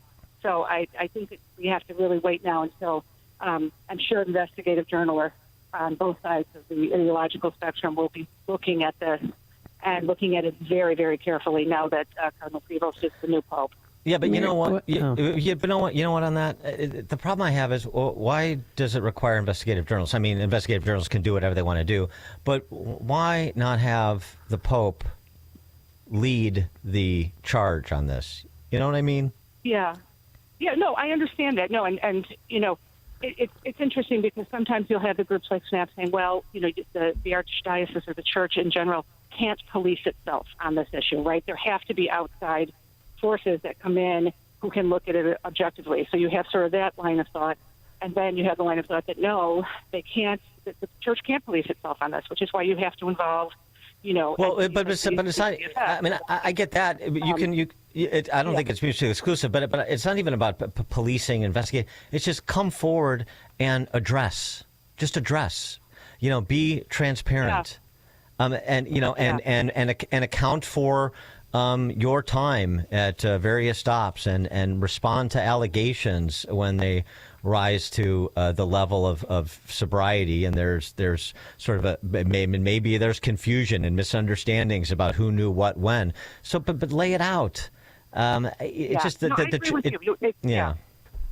No, I'm saying that they should again, as you say, be the ones to bring it forward and say here are some circumstances, and here is the story behind them and why it was handled the way that it was handled, and so that people have confidence going forward that this is going to be handled appropriately. I mean, I can just tell you as a parent of a Catholic school child, and as someone who has gone through the training that if you are going to be a parent on a field trip or you work in one of our schools, that you have to undergo, plus the background checks. I mean, right. I was not allowed to supervise one of my daughter's field trips because my Veritas training that I've done probably 30 or 40 times now wasn't up to date. So they would, and even though I'm a known entity, they would not let me on that field trip with those kids. So if everybody was held to the same standard that school parents are, we'd be a much safer church. No, 100%. But 100%. But that's the problem. The problem is not what's happening now because of the reforms that have been enacted. But we can't put the past behind us because it hasn't been properly dealt with. Right. Well, and then that is something I hope the new Holy Father, he knows what a concern it is. He was prior to being elected Pope yesterday, he headed up the Congregation for Bishops, so he knows that this is a worldwide concern. And he knows that it is really something that's top of mind for most lay Catholics. Yeah. So he'd be very wise to address it and to address it, thoroughly and early. Now, Mary, do you think it's humorous or sad that the mainstream media is letting us know that he's a pro-life Catholic? Yeah, it's so silly. I did an interview with NPR yesterday. It was just, oh my goodness, it seemed to surprise them at the same time. They were hoping, I think at some point they're hoping that the Catholic Pope isn't going to be particularly Catholic, and that he'll have, these are timeless moral teachings of our church that are, as St. John Paul II said, they are unchanging and unchangeable. They can't be changed. And, I have a friend who works for the Catholic News Association, and when he was Cardinal Prevost retweeted 4 of his stories, and every one of them was a pro-life story. So he seemed to have had some personal interest enough that, as a cardinal, he was putting that on his social media. So I have no question in my mind, Amy, that he's entirely committed to the church on those issues. From what his family has said, he appears to be on moral issues entirely consistent with church teaching. Again, that's unchanged and unchangeable. but perhaps a little more left-leaning in terms of social issues. But on the moral issues, and that includes gay marriage, that includes the transgender issue, and that includes abortion, he apparently is quite in line with the church. What about his affinity for synodality and the concerns about that, if you share those concerns? Yeah, that was the one word as I was listening in the square, Dan, where I tell you my heart sank a little bit when I heard that, because I'm not a fan of what is called the synodal process, which was something that was a great project of Pope Francis. Unfortunately, it's supposed to be a process that includes everyone, and so that people can, get together and listen to each other's perspectives. But what it's wound up becoming is a very exclusionary practice, where most Catholics that I know felt very much excluded from the entire synod process. It seems that most of the participants, it was very lopsided to a certain perspective. Yeah. And so, most people I know didn't feel like it was a fair listening session at all. And so if we're going to go forward with this synodal, church, as Pope Francis had put it, and it does appear that the new Holy Father is a fan of it, I hope that it will become a true synodal process that will include everyone, because right now the perception among most lay people I know is that it is exclusionary. Well, it's exclusionary, and as you're sort of insinuating, it's an opening for social justice Catholics, which is to say leftist Catholics, which is just to say leftist Catholics. We'll just leave it there.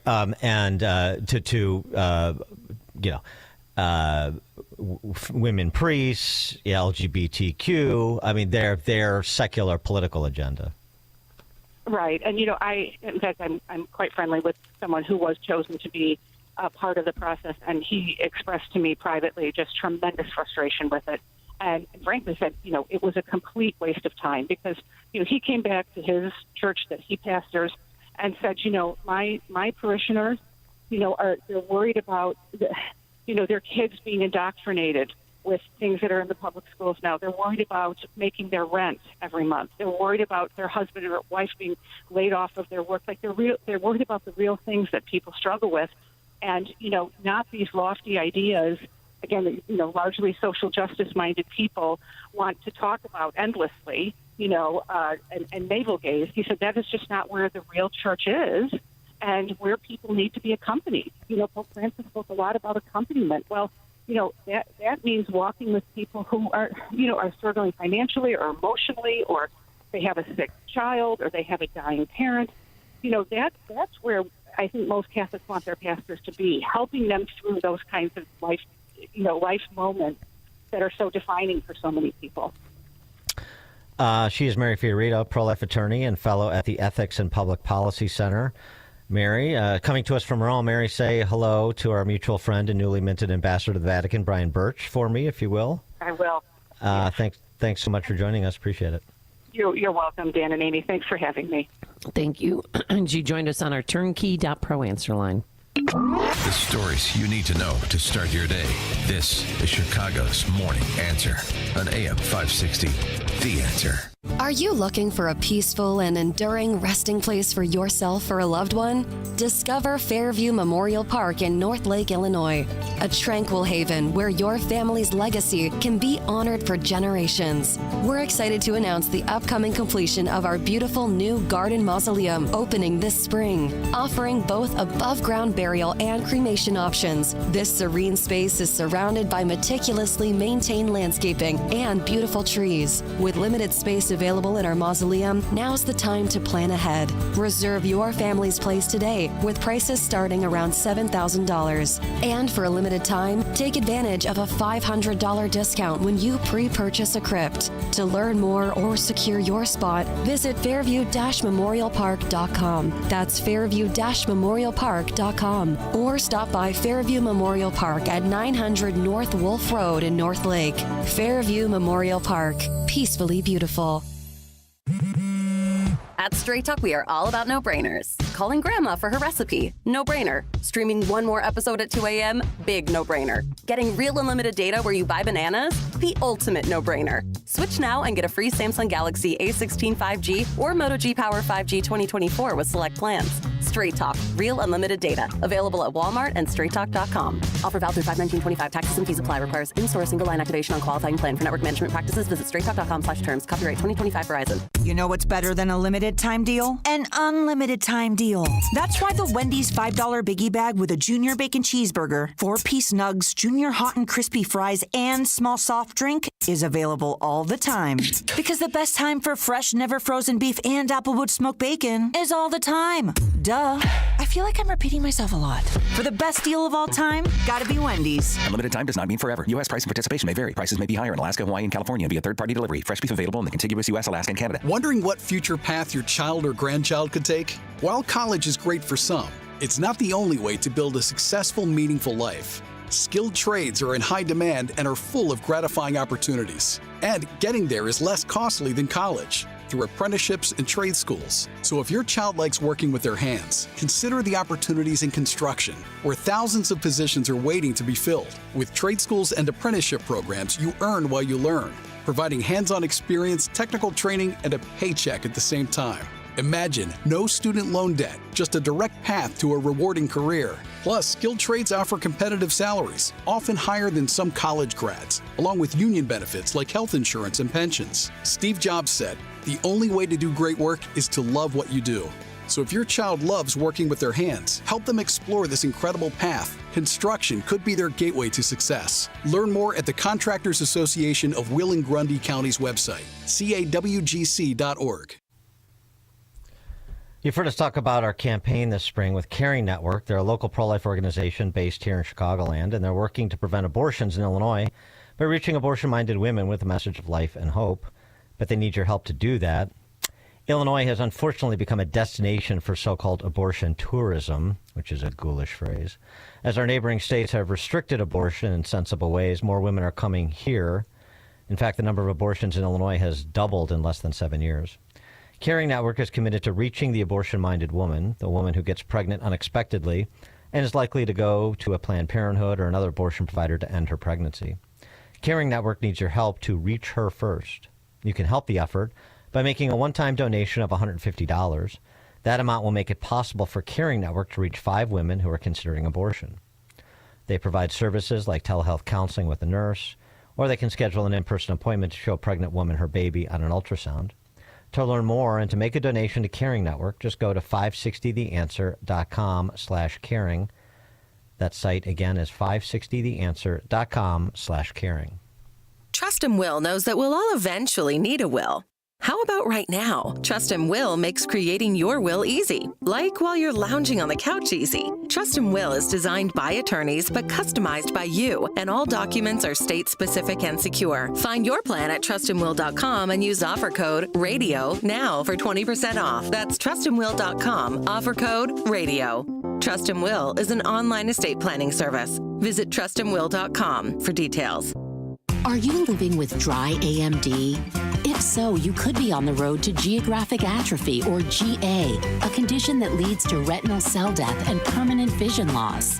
But with Izervay, you can slow it down and get it going slower. Izervay slows GA progression by targeting a key source of retinal cell death, which may help preserve your vision longer. Izervay, or Avastin Captid Pagel, is a prescription eye injection used to treat GA. Don't take it if you have an infection or active swelling in or around your eye. Izervay can cause eye infection, retinal detachment, or increased risk of wet AMD. Izervay may temporarily increase eye pressure. Your vision may be impaired after an eye injection or exam. Don't delay. Ask your doctor about Izervay today. Izervay gets GA going slower.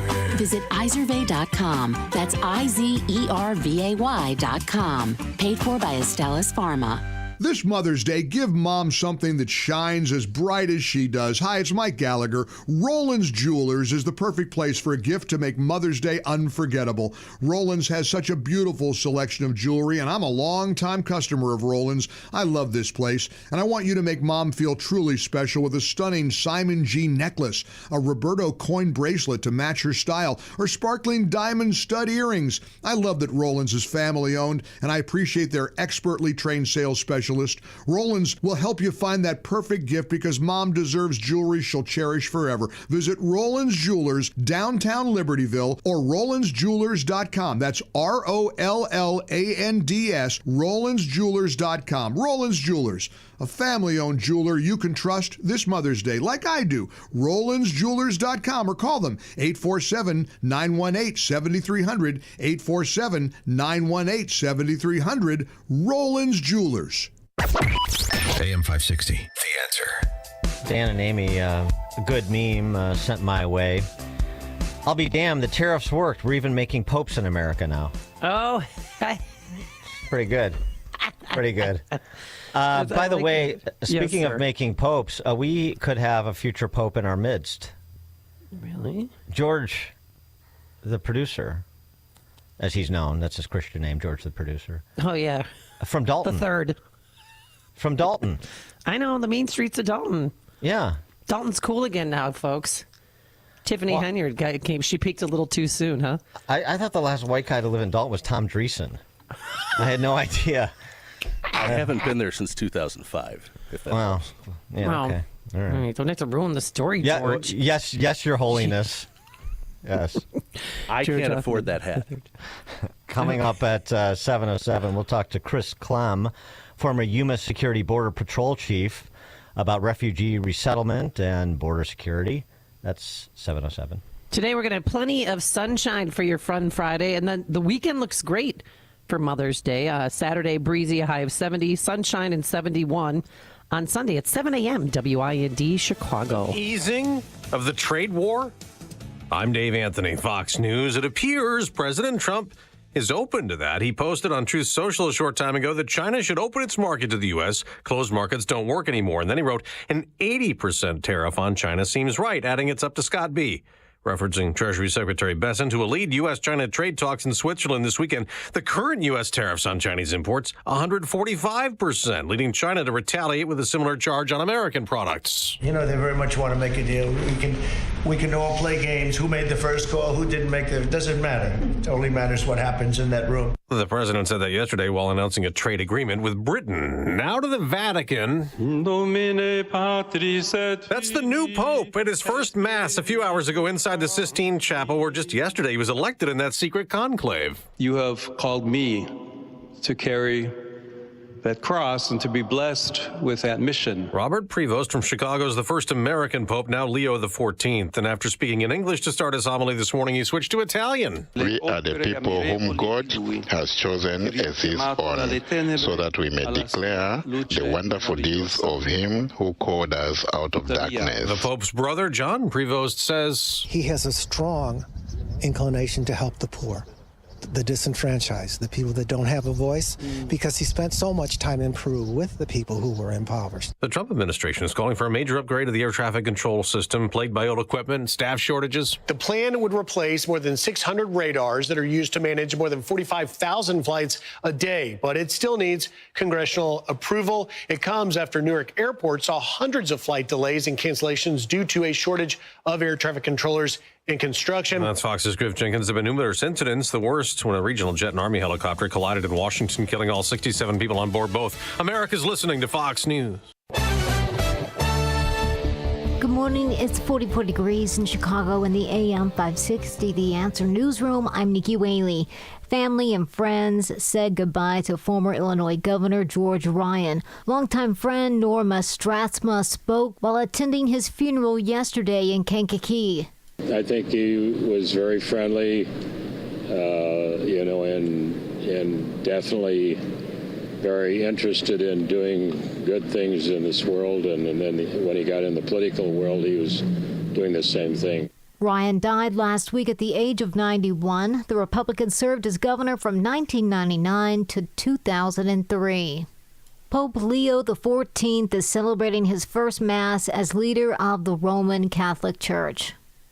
Through the ministry of Peter, you have called me to carry that cross and to be blessed with that mission. And I know I can rely on each and every one of you to walk with me. The Mass was attended by cardinals from around the world this morning in the Sistine Chapel. Today is Leo's first full day as Pope. Yesterday he was known as Cardinal Robert Francis Prevost of Chicago and was elected Pope in a conclave of 133 cardinals. The Chicago area roots of the new Pope run deep. The 69-year-old was raised in Dalton with his parents and two brothers. He attended school at St. Mary's of Assumption Parish on the far south side and served as an altar boy. His father, Louis, was an educator in the Chicago area, and his mother, Mildred, was a librarian. News is a service of AlmostFreeTeeth.com. Overpaying for dental implants is over. If you have a Blue Cross Blue Shield, PPO, or FEP, you could save 90% off on average to get your smile back. Learn more and check if you qualify at AlmostFreeTeeth.com. A check of the roads coming up in 2 minutes on AM 560 The Answer. Your home is a valuable asset, and you want to take care of your home. From roofs, siding, windows, and doors to furnaces, flooring, landscaping, and much more. Listen to your go-to for all things home. It's Home Answers Radio every Sunday morning at 9. Presented by Lang Home Medical Equipment, Valdecast Windows and Doors, and by JeffBuysYourHouse.com. Get answers from industry experts so you can make informed decisions about your home improvement. Right here on AM 560, The Answer. Hey, Sean Hannity here. You know, crime is at an all-time high, and you might already own a firearm, but you need to start with the less lethal option to avoid the financial and mental repercussions of pulling the trigger. Well, enter Byrna, BYRNA.com. Check out their videos. Now, Byrna's less lethal launchers are equipped with tear gas and kinetic ammunition. It's designed to incapacitate any attacker for up to 30 to 40 minutes. And Byrna is so excited to introduce their all-new compact launcher. It's sleek, it's slim, and it hits like a sledgehammer. It fires at 400 feet per second with 41 joules of force per square inch. Byrna, it's legal in all 50 states. You don't need a background check. They can ship it directly to your door, and Byrna is trusted by hundreds and hundreds of police departments and government agencies worldwide. Try it before you buy it. Go to Byrna, BYRNA.com, and find the Byrna dealer partner near you. That's Byrna, BYRNA.com. The following is a paid advertisement by Family Vacation Getaways with the purpose of soliciting sales of vacation ownership. For complete details, please visit FVGradio.com. If you want a 100% complimentary stay at a luxury resort in Cancun, airfare not included, then Family Vacation Getaways is your ticket to paradise. See website for complete details. We're giving away 5 days and 4 nights to the first 50 callers who can name an animal that lays eggs and is not a bird. An animal that lays eggs and is not a bird. Do you know it? Call now, 800-208-0414, 800-208-0414. You're also eligible for an exciting bonus vacation to Orlando, Florida for just $498. And don't worry about anything ruining your plans. We can extend your travel up to 18 months. Name an animal that lays eggs and is not a bird, and you get a complimentary Cancun resort stay and an optional bonus vacation to Orlando for just $498. What are you waiting for? Call 800-208-0414, 800-208-0414, and give us your answer. The preceding is not a contest and is a paid advertisement by Family Vacation Getaways and not sponsored by this program or its affiliates. Gain insight into building strong marriages and raising godly children with Focus on the Family with Jim Daly each weekday at 11:30 a.m. on our sister station, AM 1160. Hope for your life.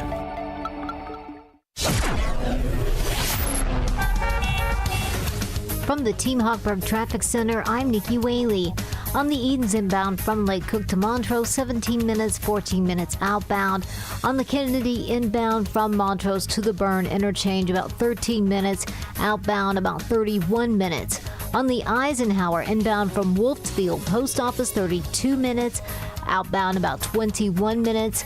On the Stevenson inbound from the Tri-State to Lakeshore Drive, 36 minutes. Outbound, about 23 minutes. And the Dan Ryan inbound from 95th to the Burn interchange, 18 minutes. Outbound, about 10 minutes. Traffic is a service of AlmostFreeTeeth.com. Overpaying for dental implants is over. If you have a Blue Cross Blue Shield, PPO, or FEP, you could save 90% off on average to get your smile back. Learn more and check if you qualify at AlmostFreeTeeth.com. Chicago's Morning Answer continues next, but now a check your forecast from the National Weather Service. Sunny skies today, the high at 65. Clear, chilly night, low tonight 49. Mostly sunny, breezy, not as warm tomorrow. The high tomorrow at 70. It'll be sunny on Sunday, high Sunday afternoon at 71. I'm Steve Williams on AM 560, The Answer. Get The latest weather, traffic, and news updates online at 560theanswer.com. This hourly segment is brought to you by In the Know with Wealth Management Group, hosted by Craig and Leslie Bolanos Sunday mornings at 10. Learn more at investwithwmg.com. Now, from the Signature Bank Studios, this is Chicago's Morning Answer with Dan Proft and Amy Jacobson on AM 560. The Answer.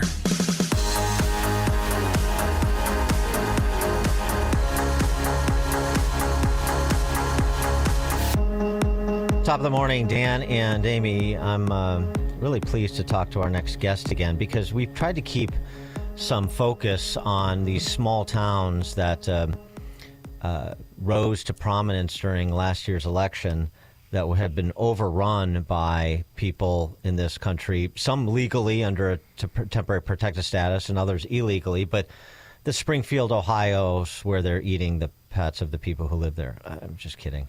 Relax.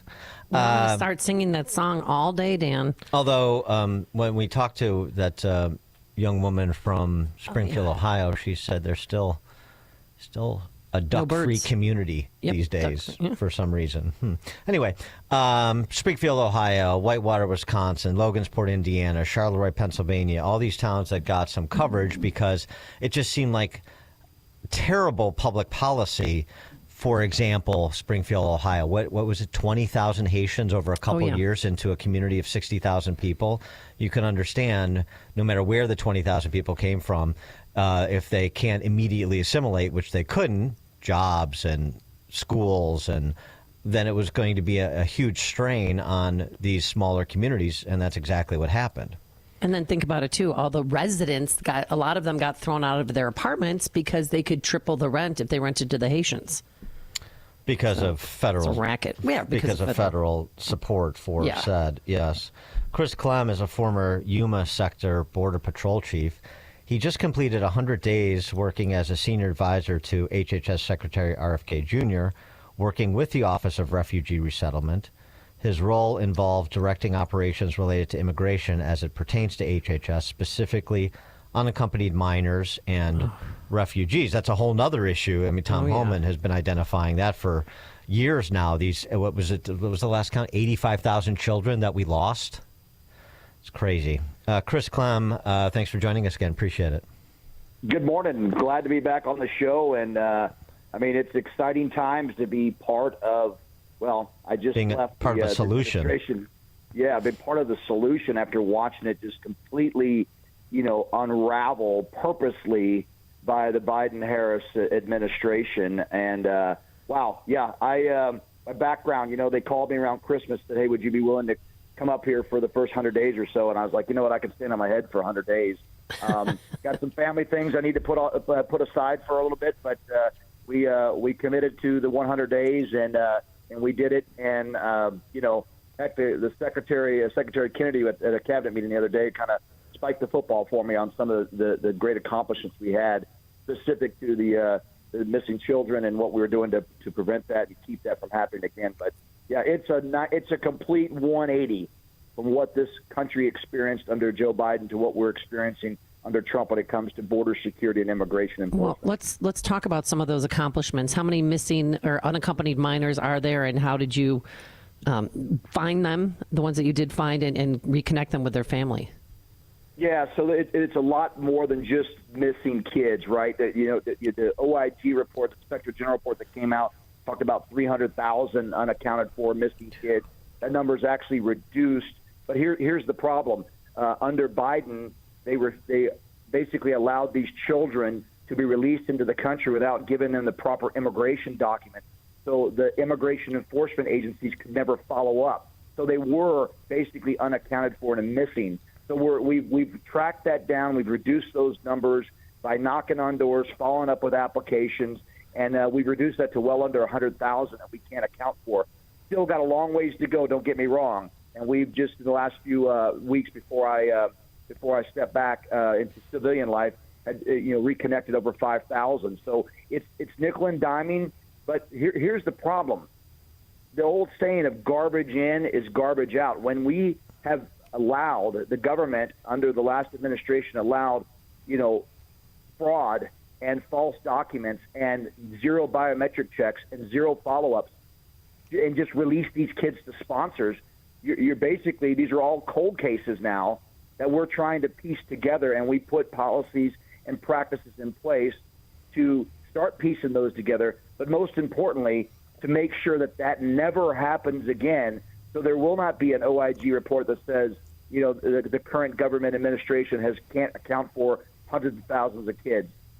That's just unacceptable to me. It wasn't surprising, but there were some shocking things that I saw that I can't necessarily say here publicly. But what I can tell you is that everything that we've been talking about for years about how lax this administration or the Biden administration had been, that and then some. And you know, we're fixing it. We have put the initial steps in place, and we are complementing and supplementing all federal law enforcement that are out there looking to find these kids, and more importantly, target the sponsors that were fraudulently, you know, exploiting the system, exploiting these kids, because it's a crime. It is a crime to traffic children across the border. I don't care what you say regarding, they're connecting with family. It's still the crime, and we cannot allow that fraud and exploitation to continue. Well, you know, in 2020 on a debate stage before he was the nominee and then the president, Joe Biden said this about his first 100 days, what it would be like. In the first 100 days of my administration, no one will be deported at all. From that point on, the only deportations that will take place are commissions of felonies in the United States of America. So to be clear, only felons get deported and everyone else has to stay? Yes. Well, now he kept half his promise, because felons got to stay too, as far as we've seen.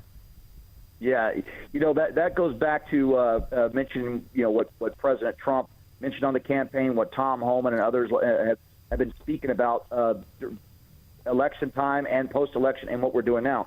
The three priorities for this administration was secure the border, and we look at the numbers now. I mean, we're talking just averaging about 250 illegal entries a day. Wow. Interior and go back to December of 23. When they tried to push that, you know, bogus, we got to have immigration reform, where we had over 10,000 a day. So we're averaging around 250 a day. Number two, interior enforcement. They told you, and we've said it, and I said on the show too, targeting national security and public safety threats. The Tren de Aragua, the MS-13, all the gangs, all these terrorist-related nexus countries and people that have been released in here, they're targeting that. And then the third, and what I think is a very critical and important leg to that stool was the kids, right? So now that's what I was working on to make sure I plugged the leak, so we're not going to have any more of these problems slip through the cracks. And now we're getting this information, sharing it with law enforcement, updating their files so they have real-time information, or we've connected as many dots as we could because of the bad information we had. So we're not just out there on a wild goose chase. We're actually following up with some information, because it was just ridiculous the amount of stuff we have to go through. What about the push to self-deport? Has that been effective? You know, I think it has been.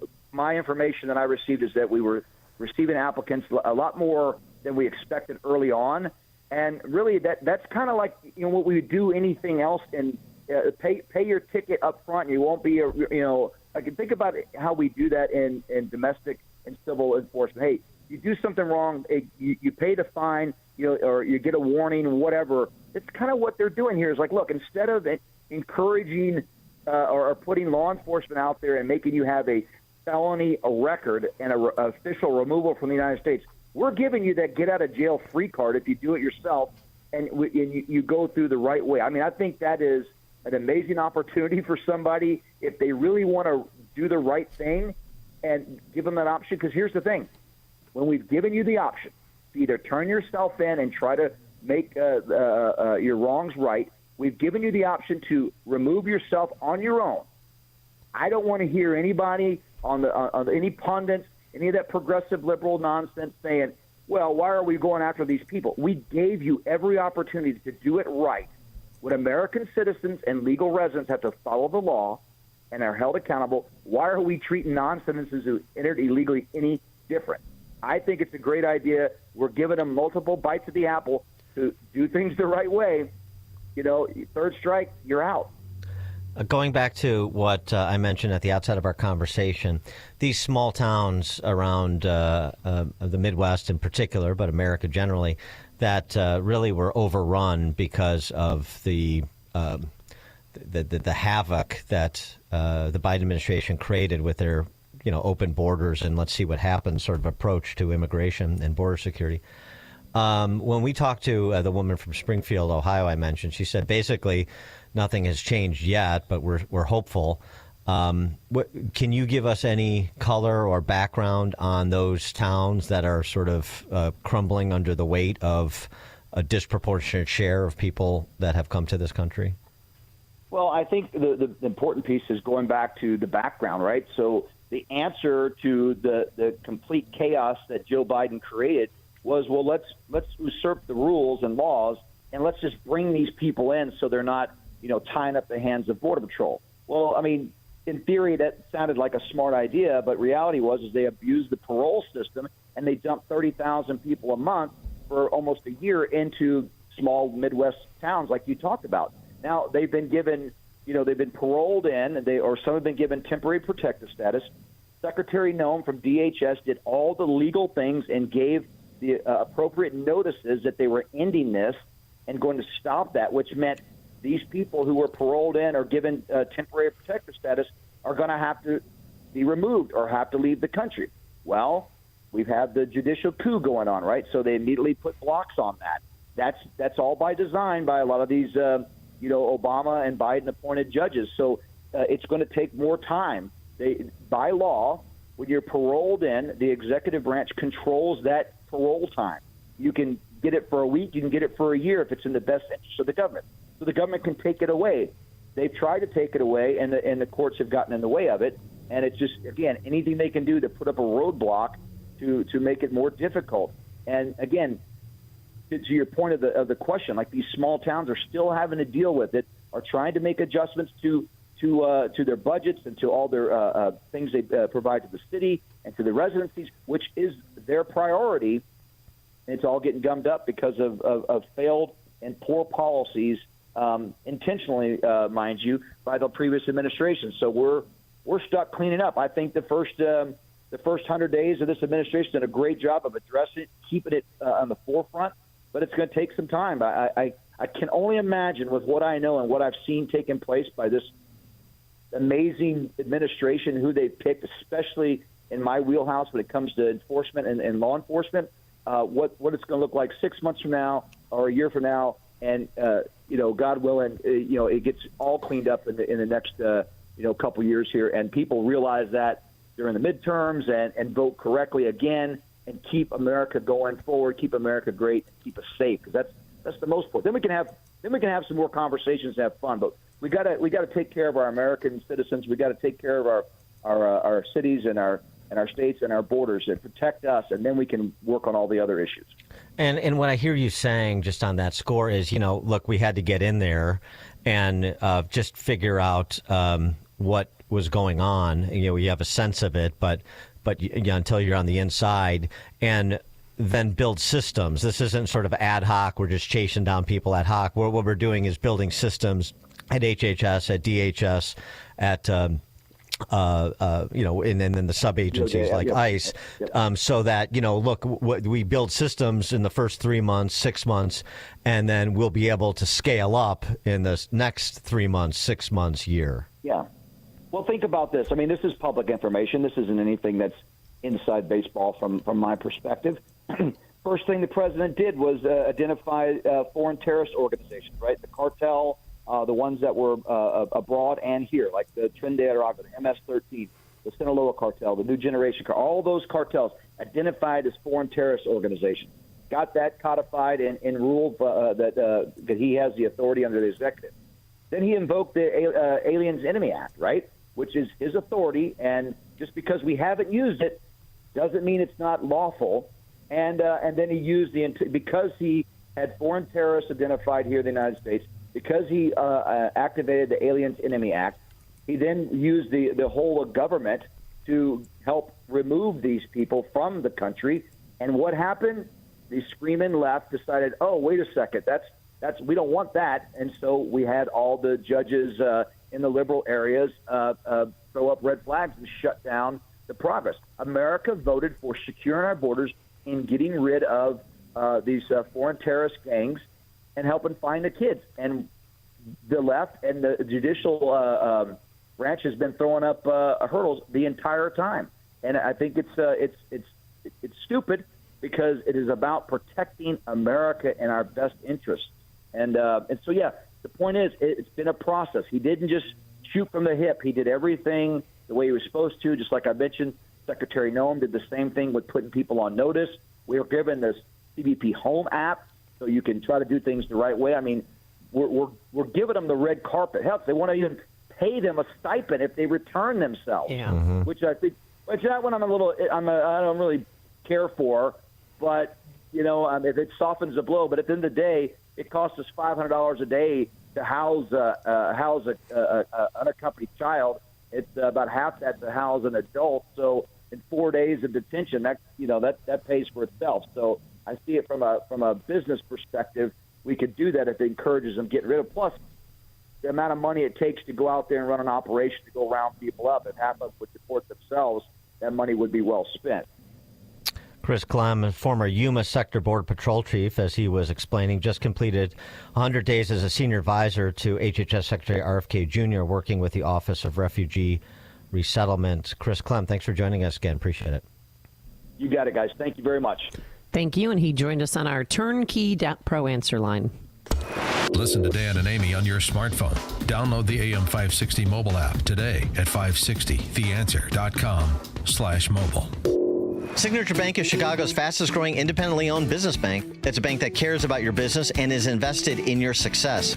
I'm Dan Proft, and I know this because Signature Bank is my business bank. Hi, I'm Chris Johnson, CEO of Classic Cinemas and proud customer of Signature Bank. We are a local family-owned business that is known for free refills on all sizes of popcorn, soft drinks, and ices. With over 9,000 heated recliners in 16 locations, we marry the traditions of the past with today's state-of-the-art technology. Throw in a 30-minute guarantee and an after movie mint, and you have the perfect night out. As we strive to make every guest our priority, Signature Bank does the same with their customers. The team at Signature Bank is interested in taking my company forward. They have all the resources and solutions of the big banks, but they customize their offerings to meet my business needs. The customer always comes first with Signature Bank. Signature Bank helps local businesses succeed. Let Signature Bank turn your business vision into reality. Visit signaturebank.bank. Member FDIC, Equal Housing Lender. Come hungry to Scott Tucker Solutions Night at Portillo's, benefiting the Chicago Police Memorial Foundation. Join us Thursday, May 22nd from 5 to 8 p.m. at Portillo's in Niles at 8832 West Dempster Street and use the cashier code Portillo's20. The night's bill is on Scott Tucker, and you eating free Portillo's helps support the families of fallen and disabled Chicago police officers and their families via the Chicago Police Memorial Foundation. Enjoy your favorites, hot dogs, Italian beef, and chocolate cake. Scott Tucker is picking up the check, and Portillo's is donating 20% of gross sales to the Chicago Police Memorial Foundation. So bring your appetite to Scott Tucker Solutions Night at Portillo's. It's Thursday, May 22nd from 5 to 8 p.m. at the Portillo's in Niles at 8832 West Dempster Street. And make sure to use the cashier code Portillo's20. Eat well and come out and run up Scott Tucker's bill and support the Chicago Police Memorial Foundation. We'll see you there. Investment advisory products and services made available through AE Wealth Management, LLC, a registered investment advisor. A great smile can make you feel happy and confident. So when you consciously conserve your teeth, that glowing smile will show through. At Best Dental Group, doctors Economos, Gavalis, and their staff are ready to help you create that perfect look or maintain the one you have now. Along with general dentistry, Best Dental Group is a multidiscipline practice with an orthodontist, periodontist, and prosthetic specialists on site. They use the newest breakthroughs in dental technology such as titanium implants, Invisalign clear braces, and laser treatments. Don't let fear get in the way. They can recommend sedation to make your experience as comfortable as possible. Best Dental Group is located in historic downtown Bartlett and is a multilingual office. Call 630-830-4930, 630-830-4930, or visit bestdental.org. Best Dental Group, sharing your conservative values and helping you to conserve your teeth. Honey, we're not moving, but we gotta do something about this kitchen. Funny you mention it. I just stopped by Forever Remodeling's new showroom in Niles. I saw over a dozen kitchen and bathroom layouts they designed. They even offered to stop by the house and give us a free in-home design consultation. What'd you tell them? That we're free today? Visit foreverremodeling.com today. That's the number 4, everremodeling.com. Forever Remodeling, stress-free and high-quality remodeling. It's important to have a heating and cooling company you know you can depend on. That company is the original Arlington Heights Heating and Cooling. They aren't one of those massive companies with newer techs and subcontractors. Oh no, Arlington Heights Heating and Cooling send only their own highly skilled techs. From service to installation and everything in between, the work quality and customer service is the best. For 40 years, the original Arlington Heights Heating and Cooling has kept homeowners and business customers comfy and warm in the winter and nice and cool in the warmer months. Don't call the big guys, call the best. Call Carrie at 847-545-1700 or visit arlingtonheightsheatingandcooling.net. That's Carrie at 847-545-1700 or online at arlingtonheightsheatingandcooling.net.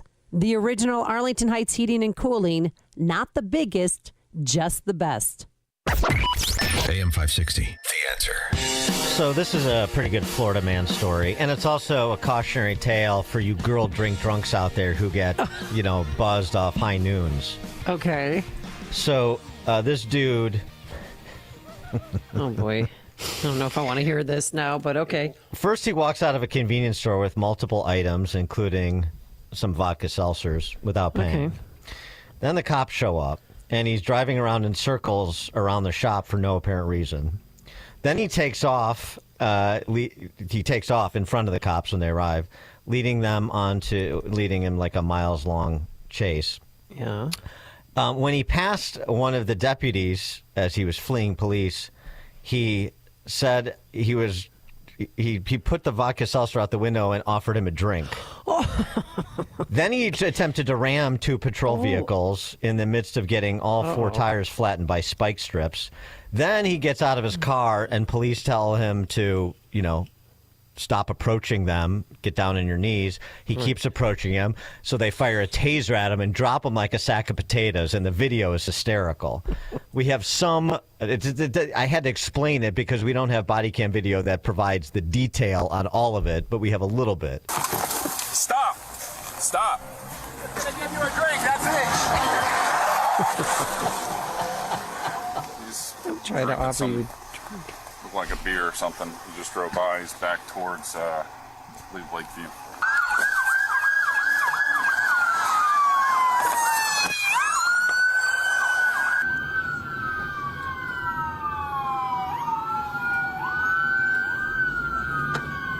Show me your hands now!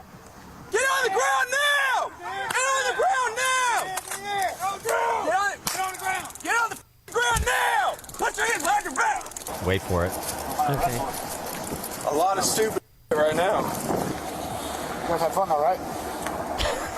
What did he say? He said, I did a lot. He said, what were you doing? He said, a lot of stupid blank right now. And the cop said, well, you had fun, right?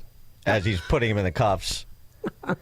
I mean, honestly, dealing with... well, first of all, those, as I said, those vodka spritzers are more potent than you might think. Uh-huh. And it's another reminder why I would never want to be a police officer dealing with this sort of nonsense. I couldn't do it. All right, coming up on Chicago's Morning Answer. At 7:37, we'll talk to Steve Moore about the first of what the Trump administration says will be a spate of trade deals with the UK, the one announced yesterday, as we told you it would be. We'll start there with Steve Moore at 7:37. But first, let's stop by that newsroom. Here's Nikki Whaley.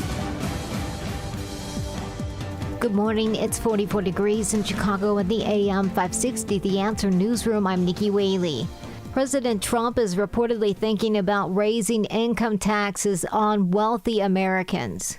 Several media outlets say Trump is considering the tax hike to help pay for the larger tax breaks he enacted in 2017, which are set to expire next year. The new proposal would raise taxes on people who earn more than $2.5 million a year from 37% to just under 40%, which is where they were before the 2017 tax breaks. The budget package currently being debated in Congress would extend those tax breaks.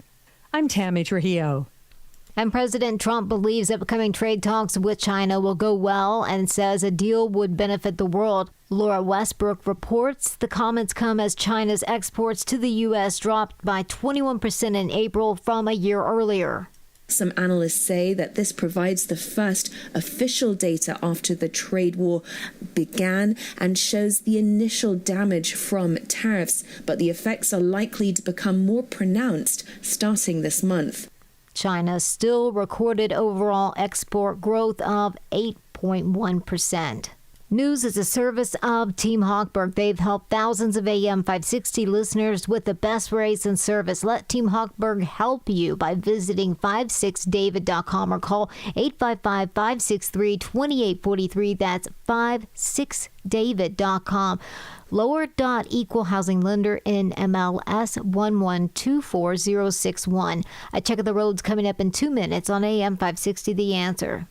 For nearly a decade, AM 560 has marked the start of summer with a night of cigar smoking and great conversation. And this year, we've expanded Cigar Night to 2 nights. Wednesday, May 21st at Gobert's Farm in Pingree Grove. And Thursday, May 22nd at Gaelic Park in Oak Forest. Featuring the great Larry Elder, along with AM 560's Dan Proft and Sean Thompson. Tickets are on sale now at 560theanswer.com/cigar. That's 560theanswer.com/cigar. Sponsored by Opum Tax Advocates and attorney Stephen A. Leahy. Salem News Channel is America's fastest growing conservative TV network. It's an absolute crazy day. Home to the largest lineup of free speech champions anywhere. Delivering in-depth insight and unapologetic opinion on today's biggest news stories. Americans aren't going to put up with this anymore. SNC brings you the news that matters, told with integrity and clarity. Watch Salem News Channel free 24/7 on your television. Stream now on Zumo Play. Welcome back to Ask Hassleus. Your showrooms are employee-free. Give the mattresses a try with no pushy sales guy. Why? To save you money. How much money? Our 42 beds from the top 5 brands start at $393. That's pretty good. And through Monday, purchase a select Beauty Rest or Sealy Posturepedic mattress in any size and receive a free adjustable base. Plus, free next-day delivery and free financing's available too. I like the way you do business. Find an employee-free Chicagoland showroom near you at Hassleus.com. Stop feeling embarrassed about thinning hair and start looking and feeling your best with Hair Grow by New Nordic. Available online at Amazon, Walmart.com, and NewNordicUSA.com or at your local CVS.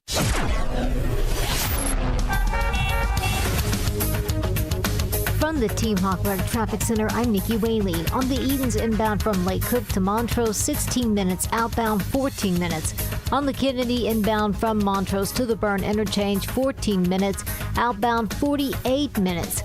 On the Eisenhower inbound from Wolf to the Old Post Office, 32 minutes. Outbound, 22 minutes.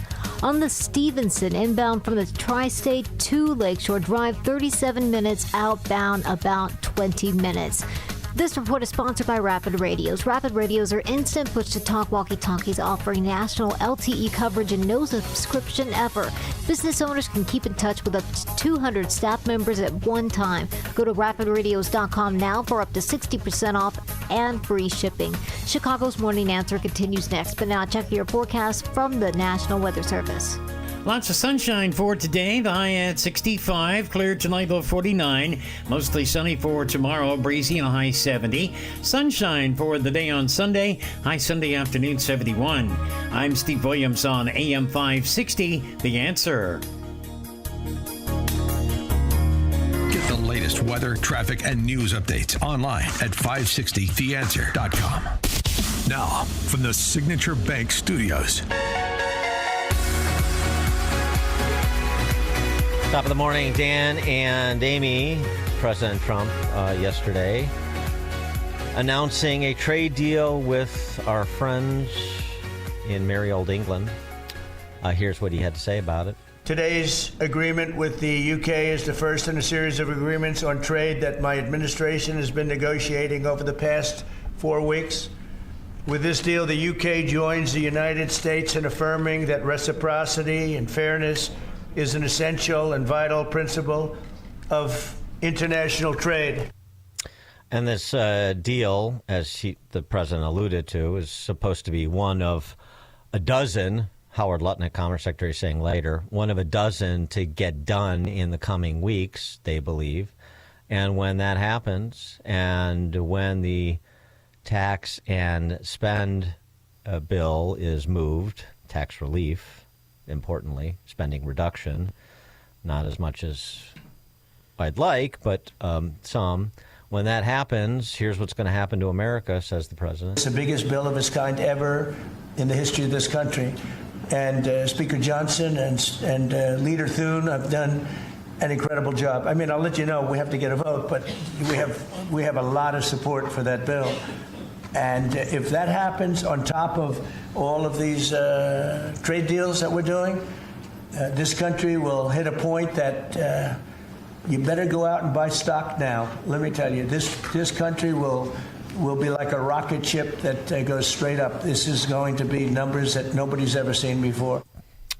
Brooke Rollins, the agricultural secretary, was on hand because one of the important benefits of this deal, so it was discussed, it was to create $5 billion in export opportunities for American farmers, ranchers, and other producers that can sell beef into, and other products, but beef in particular was something that she focused on because beef has not been something we were exporting into England for the better part of the last 4 decades. Here's Brooke Rollins. Let's talk about American beef really quickly, and it can't be understated. I'm Brooke Rollins, by the way, how important this deal is and what this means to American farmers and ranchers. Specific to the beef, this is going to exponentially increase our beef exports. And to be very clear, American beef is the safest, the best quality, and the crown jewel of American agriculture for the world. So I think a really important part of this deal isn't just the ethanol reducing of tariffs from 19 to 0, which for our row croppers is a huge deal, but also for beef. And as we move forward, I know our incredible trade team is looking at all of the meats, all of the produce, really all of our agriculture exports. And I don't know if there's an industry that has been treated more unfairly and has suffered more than our agriculture industry. So we look forward to, I'll be in the UK on Monday, talking to my counterpart over there for next week, and look forward to moving that out across the country. And on the American side, Trump had initially announced 25% tariff on British products.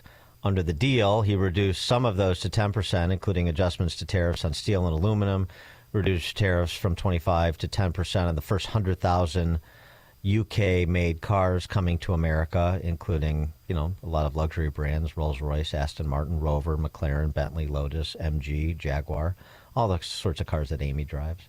Yeah, exactly. The Rolls isn't going to be, the new Rolls isn't going to be as expensive as you thought, Amy. So that's good news for you. Oh, phew.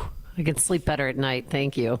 For more on this deal and the more that are said to be coming, pleased to be joined by Steve Moore, economist and all-around principal over at the Committee to Unleash Prosperity and all kinds of things. Steve, thanks for joining us. Appreciate it.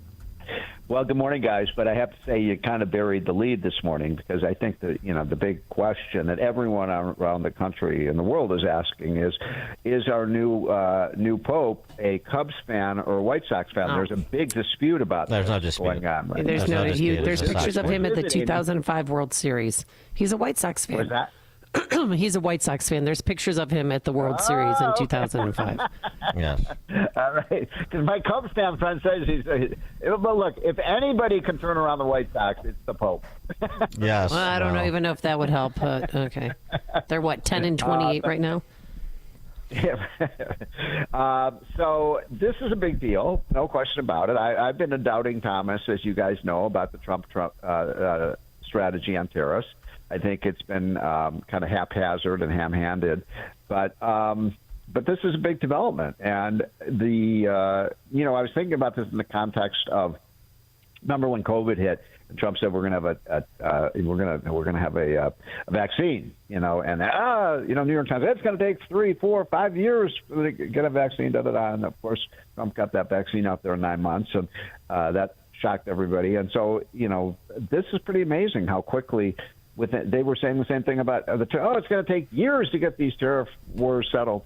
Well, it's only been 30 days since he suspended the tariffs, and already he's got these guys knocking on the door. I think this sounds like, I don't know all the details of the plan, but it sounds like a very positive development in terms of both sides lowering their tariffs, which leads to freer and fairer trade.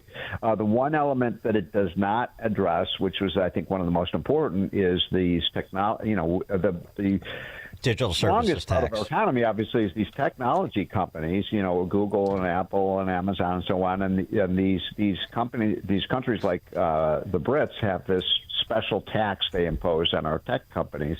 And I was hoping that Trump would force them to get rid of that discriminatory tax. They didn't. But otherwise, look, this is a big development, and I think you're going to see other countries knocking on the door in the days to come, saying, "Make a deal with us too."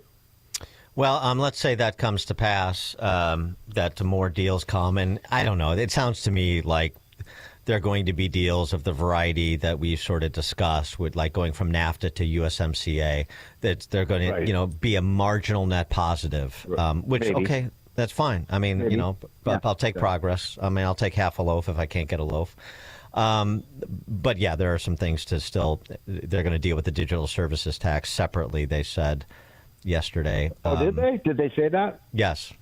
Mm-hmm. Oh, okay. Well, that's good, because that's one of the worst taxes of all.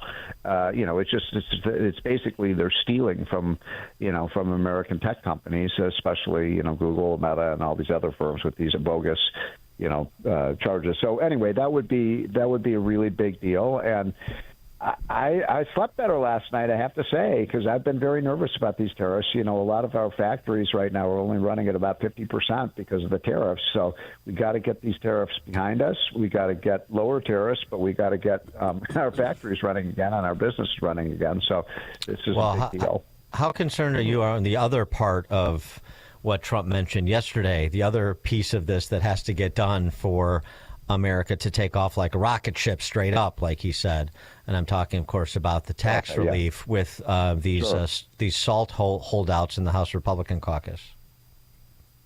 They're making, it's the line from that old Eagles song, you're making it harder than it has to be. And the Republicans really are making this hard. They should have had this done, in the first 100 days. And so now then they said, well, maybe Memorial Day. Now they're saying, well, maybe 4th of July. Well, maybe before we go on our August recess. Well, maybe before Christmas. So I'm frustrated with this, Dan and Amy. I think it's taking way too long. I think there's too much uncertainty. And then Trump, and I'm a Trump guy. I mean, I love Trump and I've worked with him. But did you see, was it yesterday or the day before, he puts out this tweet saying, well, maybe I will raise the highest tax rate. And I'm sorry, you can't do that. That would be horrible for the economy to raise the tax on our business and so on. So we'll see where this lens ends up. But I think it is going to turn out okay. These SALT. It's ridiculous. These 5 or 6 Northeastern Republicans are holding up the whole bill, and they're threatening the biggest tax increase in American history if they don't get their way to increase this state and local tax deduction. By the way, Illinois is, of course, another state that is affected by that because you know why? Illinois is a high tax state. My feeling, if you don't like the amount of federal, state, and local tax you're paying, take it up in Springfield. Don't take it up in Washington. Why should people in New Hampshire have to pay more taxes because you're out of control in Illinois? Well, I mean, I completely agree with you, but let me pose this horse trading question to you that I posed to Jim Urio earlier in the week. Just for Urio, it was what the economic impact would be. Let's say you have to raise the SALT, maybe not to the whatever $45 million that Lawler wants in New York or something, right? But it's ridiculous.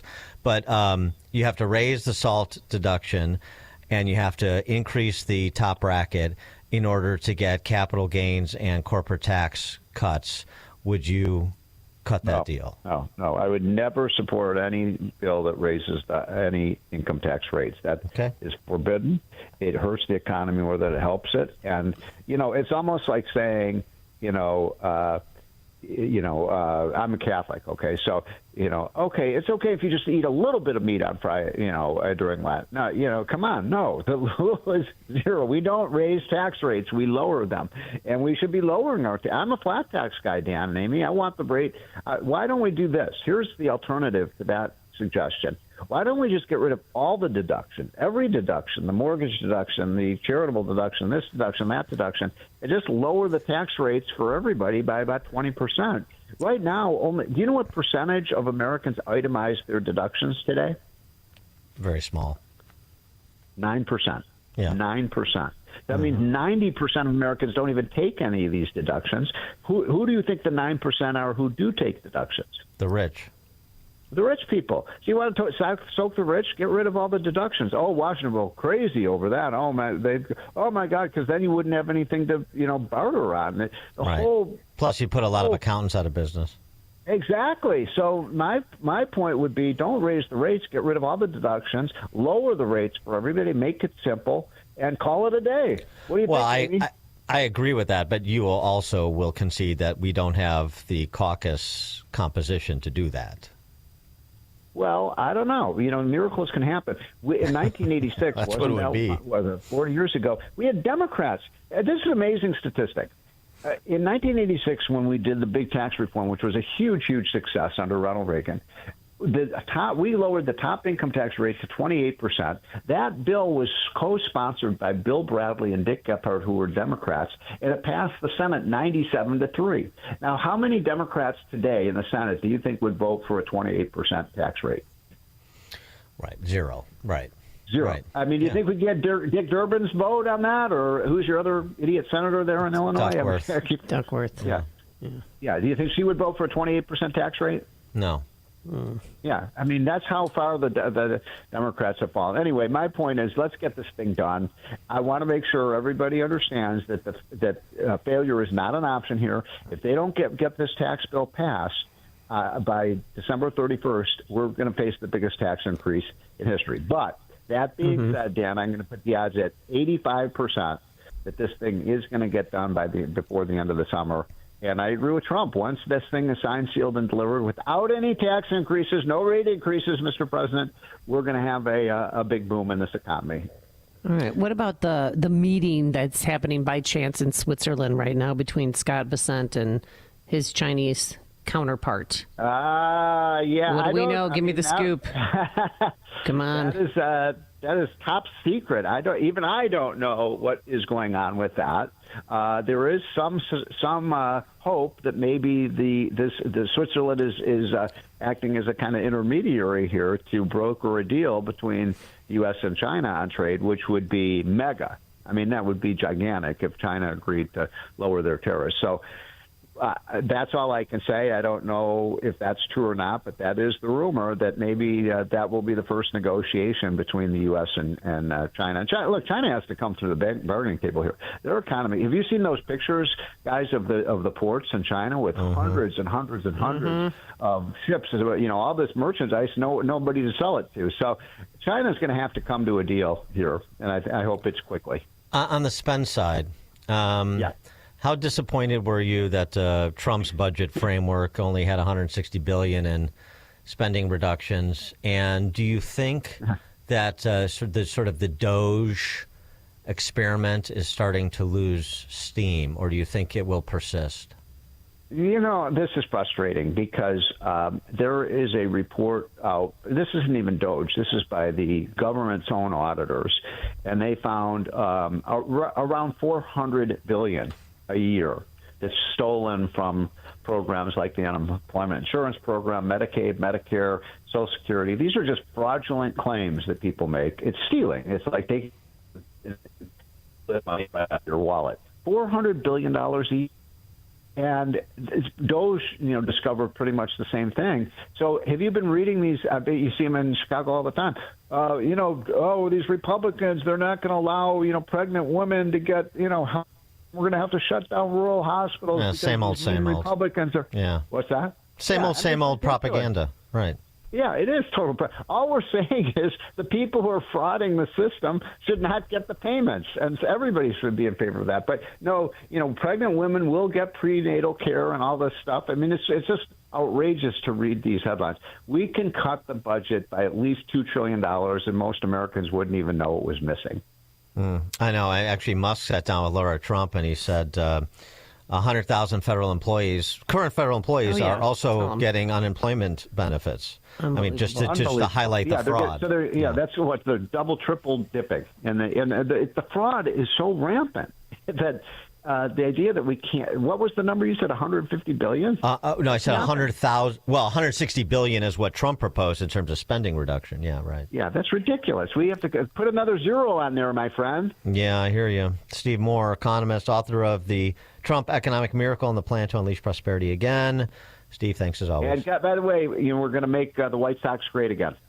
Oh, okay. That's good. That's going to be tougher than cutting spending. Yeah. All right. Thank you, Stephen Moore. Have a great weekend. And he joined us on our turnkey.pro answer line. It's what Chicago is talking about. It's Chicago's Morning Answer with Dan and Amy on AM 560. The Answer. It's almost time once again for the annual AM 560 golf outing presented by Signature Bank. And this year, AM 560 is proud to partner with the Tunnel to Towers Foundation to help them support America's first responder and military heroes, including homeless veterans, and to help America never forget 9/11.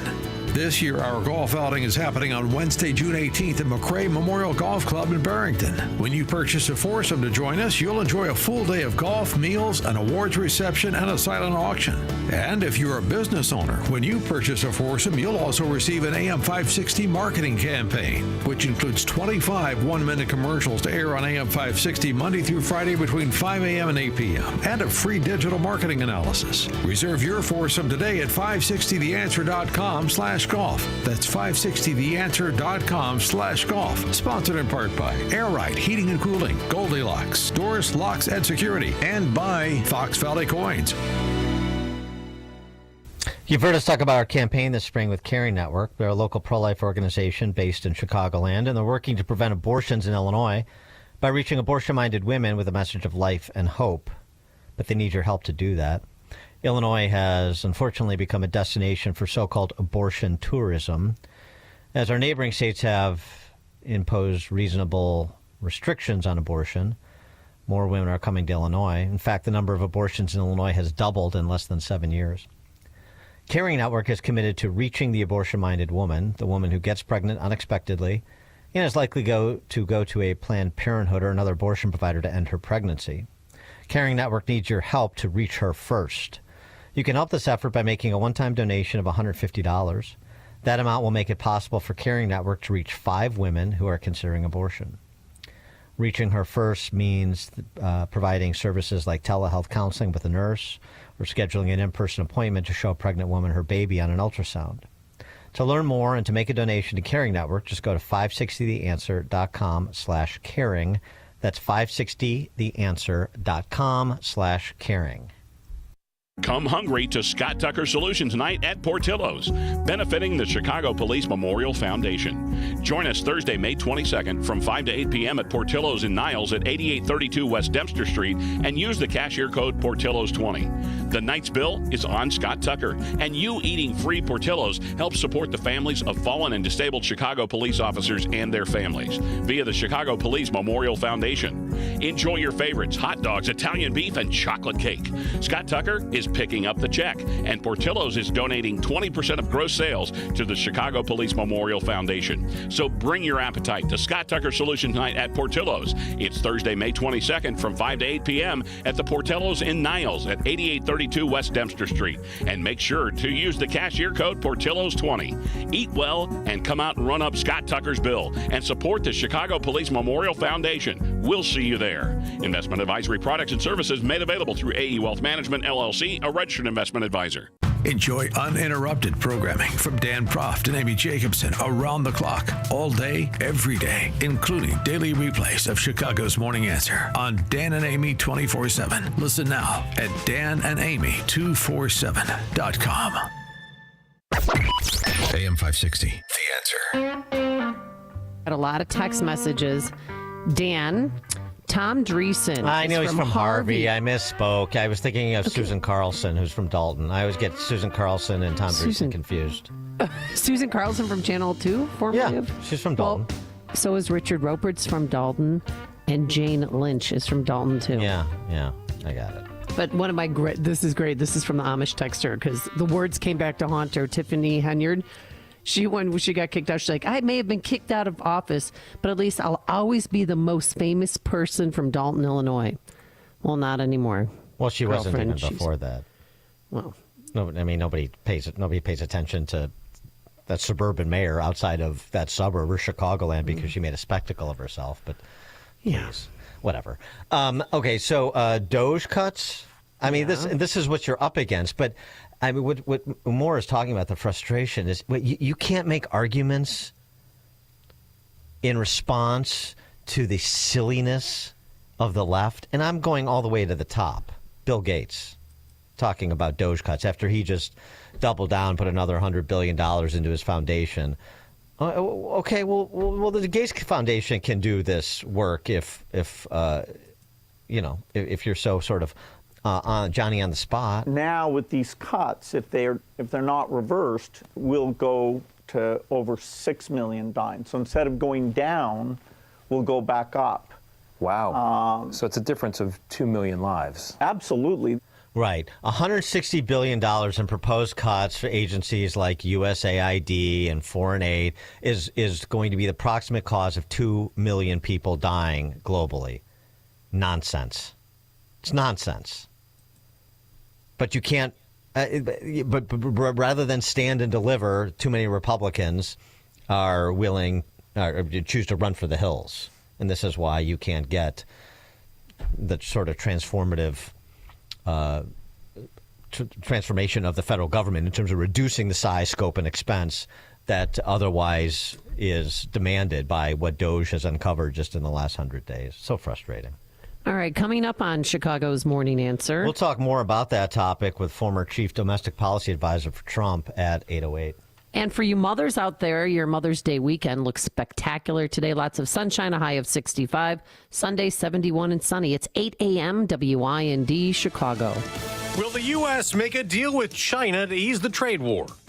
I'm Dave Anthony, Fox News. President Trump seems to suggest that. In Truth Social post this morning, he just wrote that many deals are in the hopper.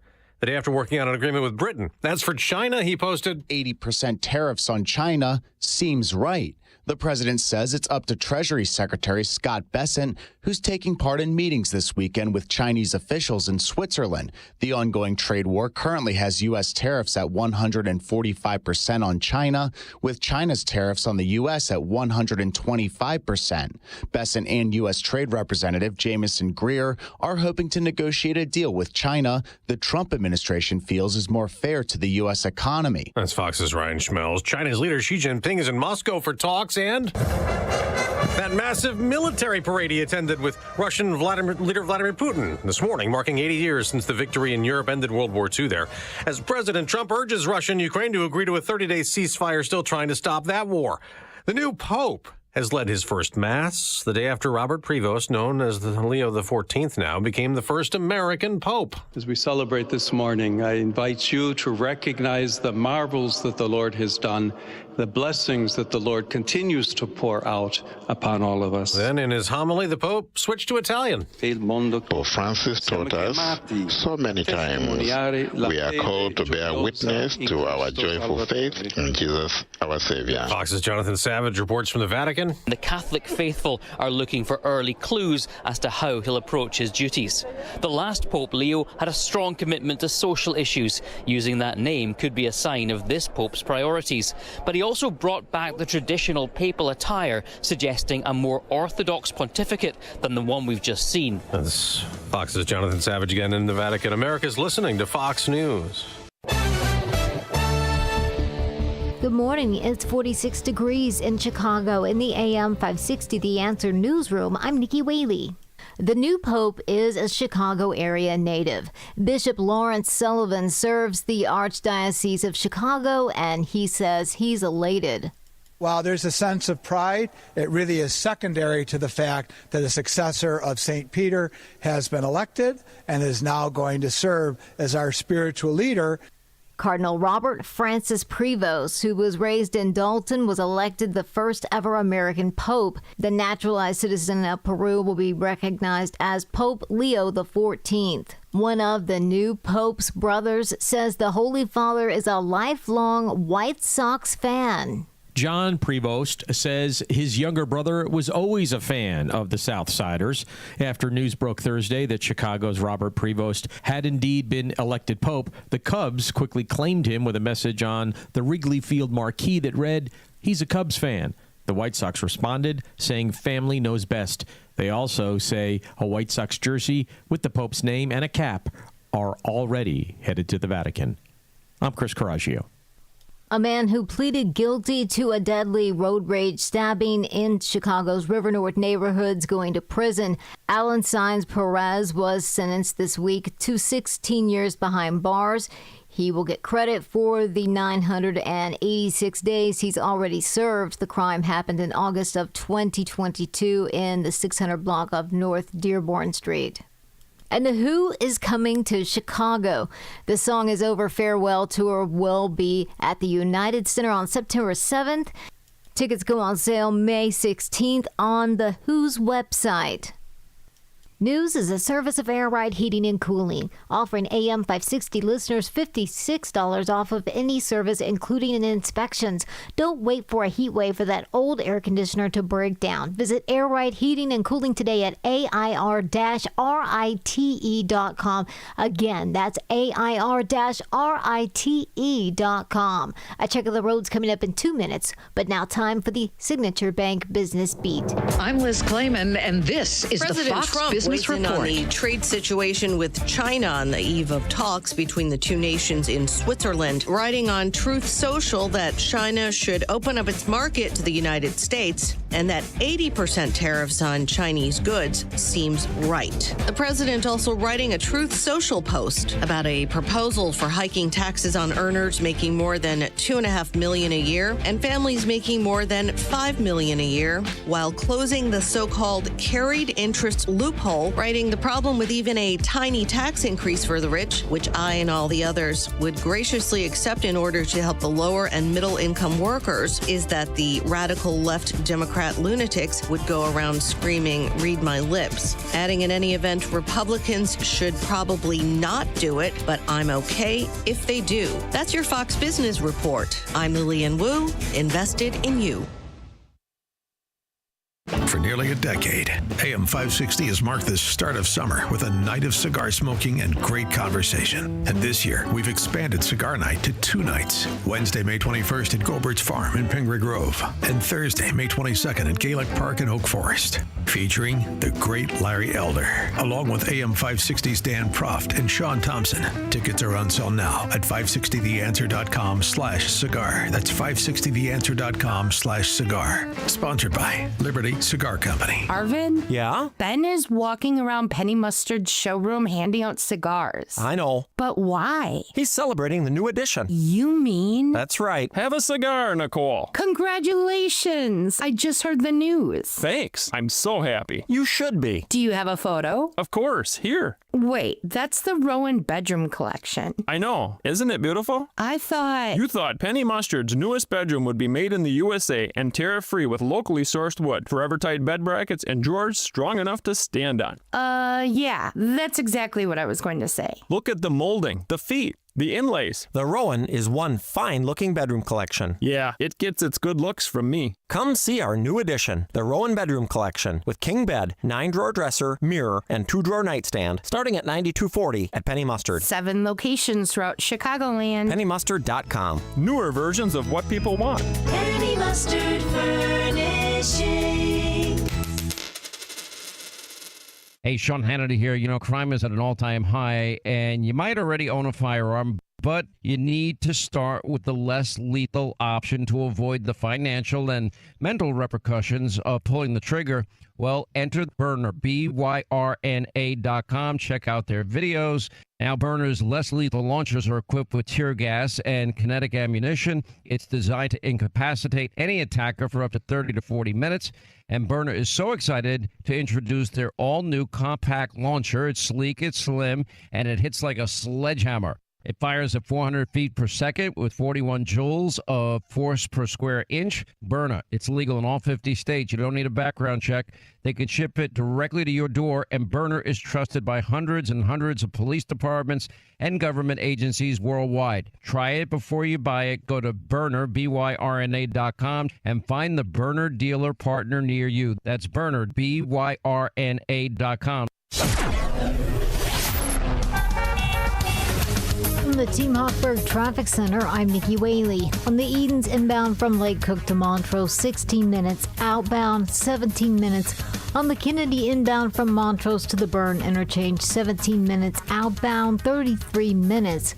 On the Eisenhower inbound from Wolf to the Old Post Office, 48 minutes. Outbound, 26 minutes.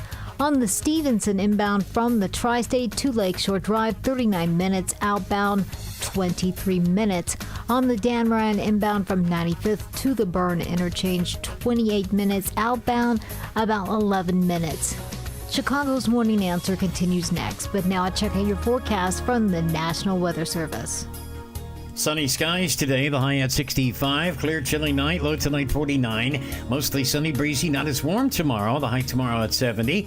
It'll be sunny on Sunday, high Sunday afternoon at 71. I'm Steve Williams on AM 560. The Answer. Get the latest weather, traffic, and news updates online at 560theanswer.com. Now, from the Signature Bank Studios. This is Chicago's Morning Answer with Dan Proft and Amy Jacobson on AM 560. The Answer.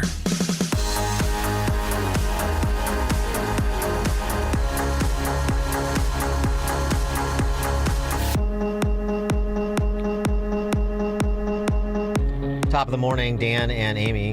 Before there was Doge, there was Carl Zinsmeister, who was the chief domestic policy advisor to the president from 2006 to 2009.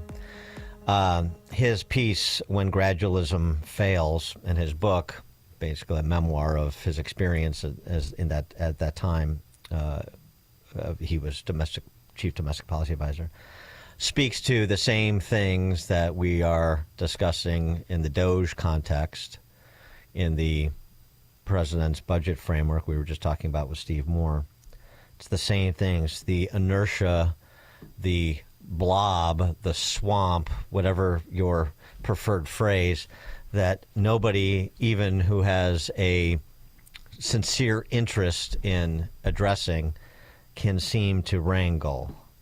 And you see Doge, as I said, running into the same inertia and maybe losing some steam. And it seemed to me this was such a unique opportunity to do what others have been unable to do before, just because of the cultural power of Elon Musk, in a way that, no other domestic policy advisors, sort of below the headlines personnel of the White House had anywhere close to it. Not just the cultural power he has personally, but that the platform that he owns does as well. But boy, oh boy, don't underestimate the power of doing things the way they've always been done.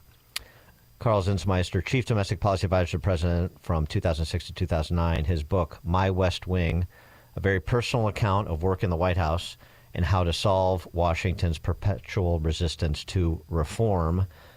Carl, thanks for joining us. Appreciate it. It's great to be here. From your experience in the White House, what would you say to the Doge team that is still working away? Well, like you, Dan, I'm sympathetic to what Doge is trying to do, and I view it as a kind of a historic opportunity. I was just so struck during my years in D.C. You hear the same mantras over and over. You can't possibly change that. It's always been this way. We don't do that here. That's just not how it works. You hear this from the agencies. You hear this from your own staff. You hear this from journalists. You hear this from people on the Hill. There's just this massive built-in kind of inertia that is totally resistant to even mild change, much less dramatic change. So like you, I kind of felt like, well, this is maybe an historic opportunity here to kind of break that log jam, both because of, Musk's charisma and Trump's mandate and some other things. I, like you, worry that they're kind of running out of steam. There's just this huge, kind of mass in D.C. And the ethic very consciously is we'll wait them out.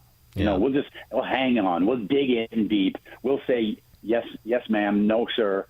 But we won't really do anything. And we'll just wait till the next guy gets elected. And then business will go on as usual. So it's really, really difficult to overturn this. And we've got to do it. We've just got to break this. I mean, here's one last fact, and I'll shut up, Dan. When I left office in 2009, the federal government was about $3 trillion of total spending, and I thought that was huge. And believe me, there's plenty of fat and waste and goofiness in there. Well, guess what? Today it's almost $7 trillion. So from $3 trillion to $7 trillion in 15 years. So we just have a runaway train. We just have this massive, out of control, kind of self-generating bureaucracy that's got to be trimmed and attacked somehow. Well, yeah. I mean, so what sort of advice and counsel do you have to the somehows? I mean, as to the somehows, Musk, and the Doge guys can talk about 100,000 current federal employees who are also illicitly getting unemployment benefits. He can talk about the people on the Social Security rolls that are dead and the people getting SBA loans that are 5 years old, according to the data and the systems. And in all of these examples that make, commonsensical Americans blanch. But then at the end of the day, you're looking at the Trump proposes a budget with about $160 billion in cuts, as you said, of a $7 trillion spend. That is tiny. The early buyouts of federal bureaucrats, the generous sort of early buyout packages to try to reduce the headcount, on the margins. I mean, it just seems like this part of it has to be sustained, but maybe there's part of the approach that is being advanced right now that needs to be refined. Well, you're right. A lot of what's happening today is just on the margins. It's just, kind of rounding errors. And we need to go beyond that. And, it needs to be much more than Doge. Doge was a very clever kind of brainstorm. But, every single department head and every single member of this administration has to take responsibility for breaking up this logjam. And that's why, Dan, my own politics, and I think the politics of a great many Americans, have pretty dramatically changed over the last 5 or 10 years. I was a traditional conservative, which means I didn't want swinging its elbows and disrupting people's private lives. I wanted a gentle, mild, government that basically left us alone.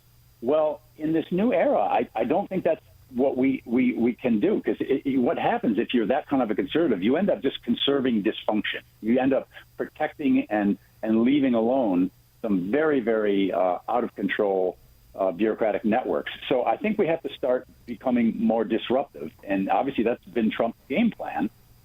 We just all kind of have to pray that the American tolerance for some of this broken China doesn't get exhausted too quickly before he can really shake things up.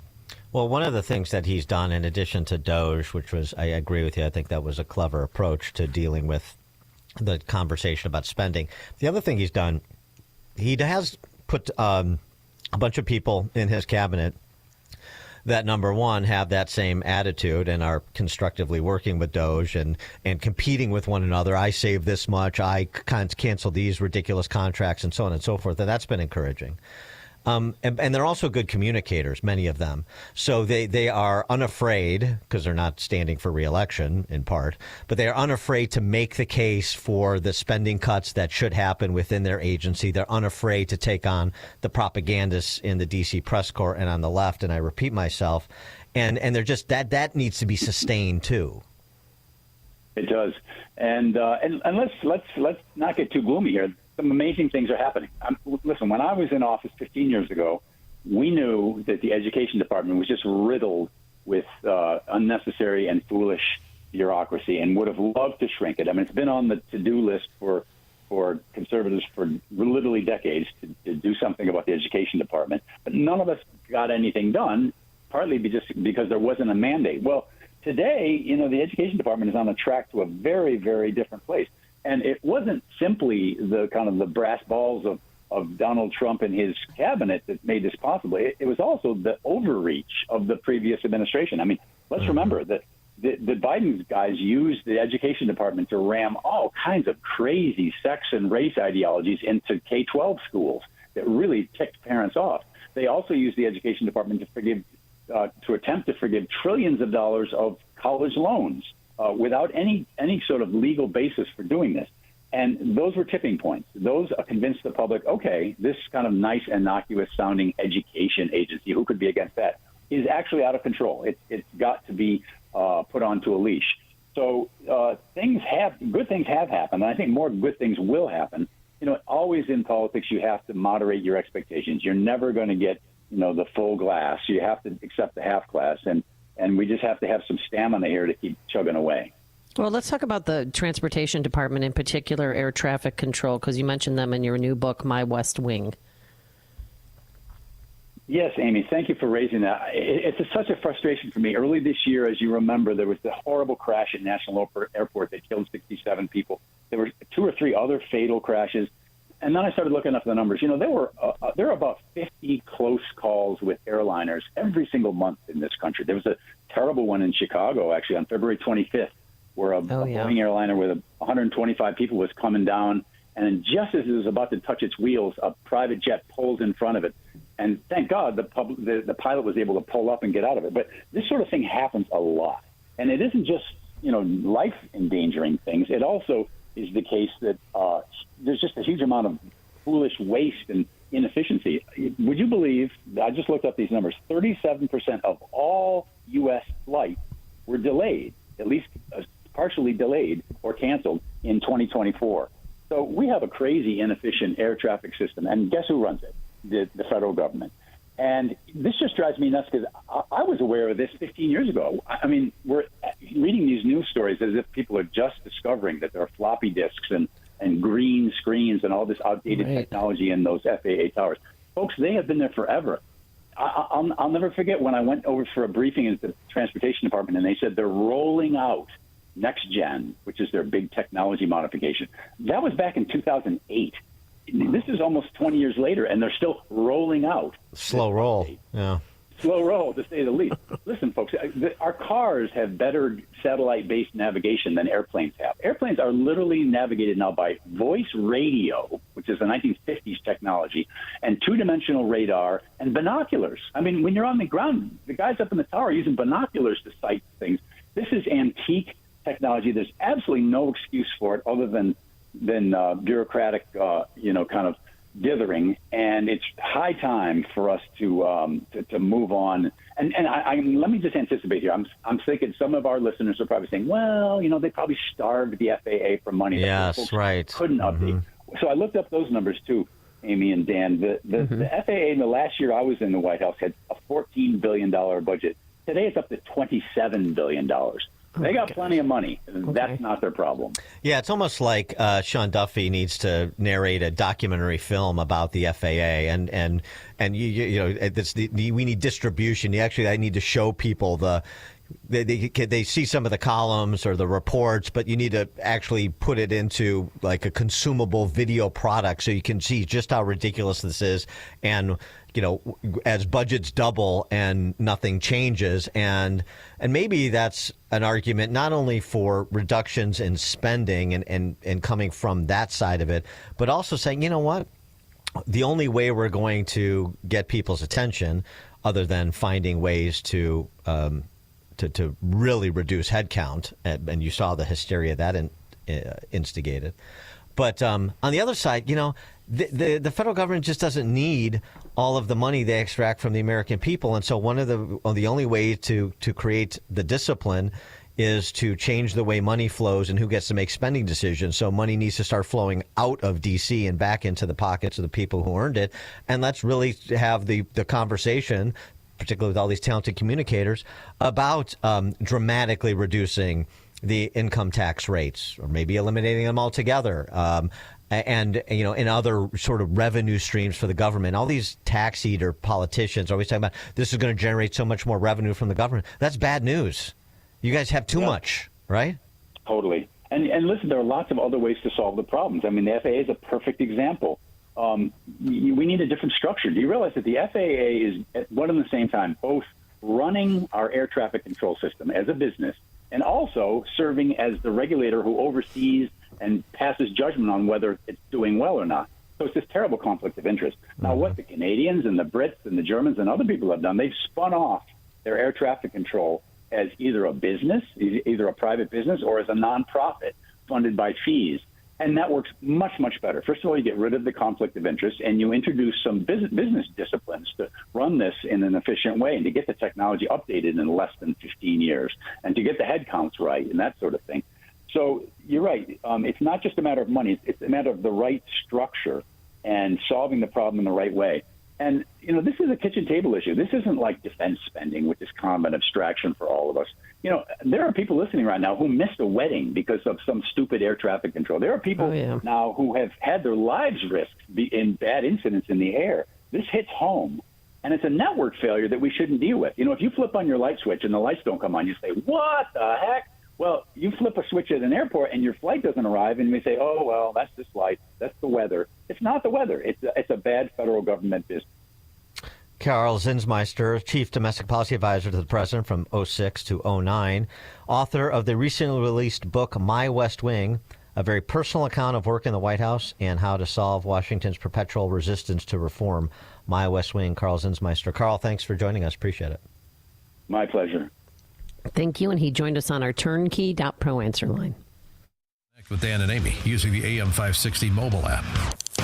Download it today at 560theanswer.com/mobile. This Mother's Day, give Mom something that shines as bright as she does. Hi, it's Mike Gallagher. Roland's Jewelers is the perfect place for a gift to make Mother's Day unforgettable.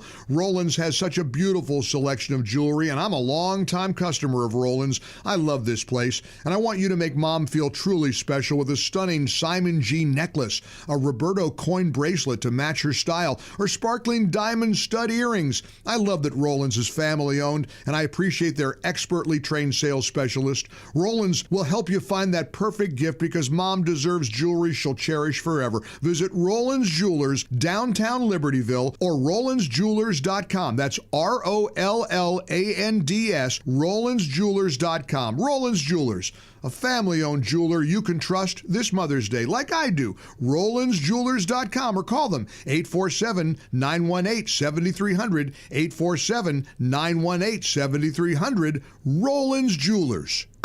Trish Regan provides the analysis you need each day on the Trish Regan podcast. People are like, we realize there's an establishment very hard at work, whether it be the media, whether it be some of the judicial entities, and we're going to push back against that with the Constitution on our side, but they're going to use what they have, what they can, and they're going to move first and ask questions later. Subscribe to the Trish Regan podcast today on Apple, Spotify, YouTube, Rumble, or at SalemPodcastNetwork.com. You never want to miss one of life's most important moments. A graduation, a birthday, a first communion, a wedding. When these moments happen, you want to make sure to capture them so that you and your loved ones can remember them for years to come. For over 30 years, families have relied on Tom Kaloran Photography to capture important life moments. This locally owned family business can provide the solutions you need for your important event photography, from weddings and birthdays to class reunions and golf outings. No matter the size or scope, Tom Kaloran Photography will make sure you have lasting memories to share for years to come. Tom Kaloran Photography is also the official photographer for AM 560 The Answer. To learn more and to see their portfolio, just visit KaloranPhotography.com. That's KILLORAN Photography.com, or call them at 708-361-0025. Tom Kaloran Photography, capturing important life moments for over 30 years. AM 560. The Answer. Open mic! Open mic Friday! Call in now! Open mic Friday! Yes, that time of the week, Open Mic Friday, taking your calls. 312-642-5600, turnkey.pro. Answer line with comments, concerns, compliments, criticisms, general crack pottery. We will take it all, but first we begin, as we do, with turnkey.pro founder David Kolsak. David? Good morning, Dan and Amy. How are you guys? Good. Well, did you happen to see what happened with Dave Portnoy this week? Yeah. Yeah, so for those of you who don't know who Dave Portnoy is, he's a guy that basically talks about sports on a platform, a betting place called Barstool Sports. He's got millions of followers on X, and he's got a pretty big platform and a brand. During the pandemic, he was very benevolent as he handed out large donations to small businesses, mostly restaurants, to try to keep them afloat. So that was pretty cool. Anyway, Barstool also has sports bars in Chicago, Nashville, and Philly. So last Saturday, a video surfaced showing a server holding a sign with an anti-Jewish message during bottle service, in one of those fancy booths. So that incident led to widespread outrage, and Dave Portnoy, who's also Jewish, became unhinged. He fired the two employees immediately, and he publicly condemned the act. He initially offered to fund educational trips to Auschwitz for the guys who were responsible, aiming to make the incident a teachable moment.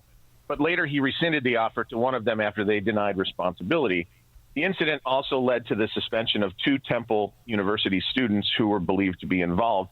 Temple's president condemned the behavior, emphasizing the university's zero tolerance towards anti-Semitism and promised strict disciplinary action. Even the Philadelphia police have launched an investigation, and Barstool Sports issued an apology, of course. So some kids get hammered at a bar. They convince their server during bottle service to hold up a sign that's clearly anti-Jewish, and Dave Portnoy takes to X and rants. He targets these kids, and they basically lose their lives as they know it. They publicly get shamed, they get kicked out of school, and they lose their internships. These are the facts. So now that what I found interesting is the response. If you read the comments in response to Portnoy's rants, you find that there's just about as many people in support of his actions as those against his actions. What's interesting to me is that there seems to be a shift in public opinion about Israel. As far as I can tell, this is for many reasons, first of which is an increased awareness of the Palestinian perspective. This may be because of social media, where the Palestinian perspective has gained much wider visibility. There are graphic images, videos, and real-time reporting from the region, allowing people to view Israel's actions through a humanitarian lens. Secondly, younger generations, particularly millennials and Gen Z, tend to view global issues like colonialism, racial justice, and human rights differently than older generations. Many now see this conflict through the lens of power asymmetry, viewing the Palestinians as the oppressed party. Then you have the polarization that we see on the mainstream media, where conservatives generally maintain strong support for Israel, while the liberals and progressives are more critical of Israeli policies. And you have leaders like Benjamin Netanyahu, who has declared his vision for a greater Israel, and you see the conflicts expanding throughout the area. Large-scale military operations in Gaza have resulted in significant casualties, especially amongst children, have sparked global outrage. Traditional media once gave more weight to the official Israeli narratives, but now independent journalists, NGOs, and citizen reporters, they're often critical of the perspectives challenging these long-held assumptions. Groups like Amnesty International and Human Rights Watch have labeled some Israeli policies as apartheid, a term that's intensified debate and public discourse. There's certainly still much widespread support for Israel, but there's definitely a change. I can tell you in my lifetime, this is a seismic shift in thinking, and something to note as we watch things unfold throughout the world. All of these dynamics have led to a more divided global opinion of Israel. It's really difficult to gain perspective of this decades-old conflict if you haven't been there, but it's not difficult to take notice of the public opinion that we're seeing today just about everywhere you look. So it's just something of note. Have a great weekend, guys. Thanks for the call, David. I mean, the commentary, I don't really agree with that. I don't see this public opinion actually moving that much, particularly when the free world rallied to Israel's defense after the October 7th massacre. I would also say that this idea that Israel is some sort of purveyor of apartheid is silliness that is reserved to the usual silly quarters on the left. The Gen Zers and the millennials that get swept up in whatever nonsense is happening on college campus doesn't represent any sort of permanent shift in the direction of, terrorists, terrorist sympathizers, people who vote for terrorists to govern them. So, yeah, I don't think the Portnoy incident, which is, to extrapolate anything from Dave Portnoy of global importance or cultural significance even, is not persuasive at all to me. Okay, 312-642-5600, turnkey.pro. Answer line. Linda in Lowell, Indiana. I have recently started reading a book by Milton Friedman, and he refers to what you're calling inertia as the tyranny of the status quo. Mm-hmm. He has a little section, tyranny of the bureaucracy, tyranny of the politicians, and tyranny of the beneficiaries. And he's relating all of this to the Ronald Reagan revolution and how there was 6 months before it turned to inertia again. So it relates very well to Trump and what's going on with Trump. Yes, it's a sort of an endemic feature of big government. And when you got a big government that's 2 million people strong in terms of employment, and then politicians that seek to cater to government unions and use them as a cudgel against political opponents to score immediate political points with their constituencies and leverage that to raise money and so forth. I mean, this is all this cycle of life, but cycle of dysfunctional life. And it just gets very hard to break because it's just so much easier to go along with it and focus your attention elsewhere. Why make enemies? Why do the heavy lifting? It shows, and what you're seeing with Doge shows how difficult it is. We always knew it would be, but the question is, to my mind, is there the commitment to sustain? This is always the problem. The left is forever committed to forever expanding the state. And too many on the right are willing to have a fleeting fight about USAID or NPR PBS funding or one particular budget. And then, but we concede all of these entitlement programs, even though they're fraud-riddled, as we were talking about with Steve Moore. And, we lost, or we had a Pyrrhic victory, and then we just sort of move on. But the left digs in, always digging in. This is sort of a recurring problem, is the sustained efforts of the left to attack Western civilization and the sort of sunshine soldier, summer patriot, if I could borrow from Thomas Paine, which I just did, approach that the right takes. That is not an even fight. And it could be. Ron's outside. Hey, good morning, Dan and Amy. Enjoy your Mother's Day weekend. Thank you. Dan, long time socks. Dan, we got our guy. The poop. No. Here you go, but look, Dan. Look here. But look here. This is what we need from it. We need a prayer. That's all we need. You don't we need to talk to the big guy, right? Yeah. Yeah. Oh, yeah, because guess what? And I don't mean Changes managers. They brought back LaRusso. They changed manager players. It does no good. But you know what? The ironic thing is that the day they say the Sox go out and get embarrassed, kids and nothing. They on pace to break their own record. So, but then look here, you a big shooter. So, get in touch with somebody out on the golf course and say, hey, we need divine intervention on the South Side. And can you just simply say a prayer for them, okay? Can you Yeah. do that, Dan? Yeah. And hey, Ron, too, how about remarking on the passing of Chet Lemon? Oh, and I was going to mention that, as a Sox fan over 50 years, I had a chance to see him. And I want to thank you, for mentioning that. You all have a wonderful weekend, Dan, and see what you can do about that. Okay, this is our last shot. That's the real big shoe. Yeah, all right. Okay, All right. have We're a going good week. right to the top. All right. I mean, Thanks to for have the call, the Ron. Pope be from Chicago, South Side, and as a Sox fan. Wow. Yeah, who would have thunk it? Mentioning the other big guy, though, we didn't get to some of the commentary on The View. It was riveting yesterday. I particularly liked the exchange when he was asked about the cognitive decline that is now being alleged by so many who were erstwhile defenders. And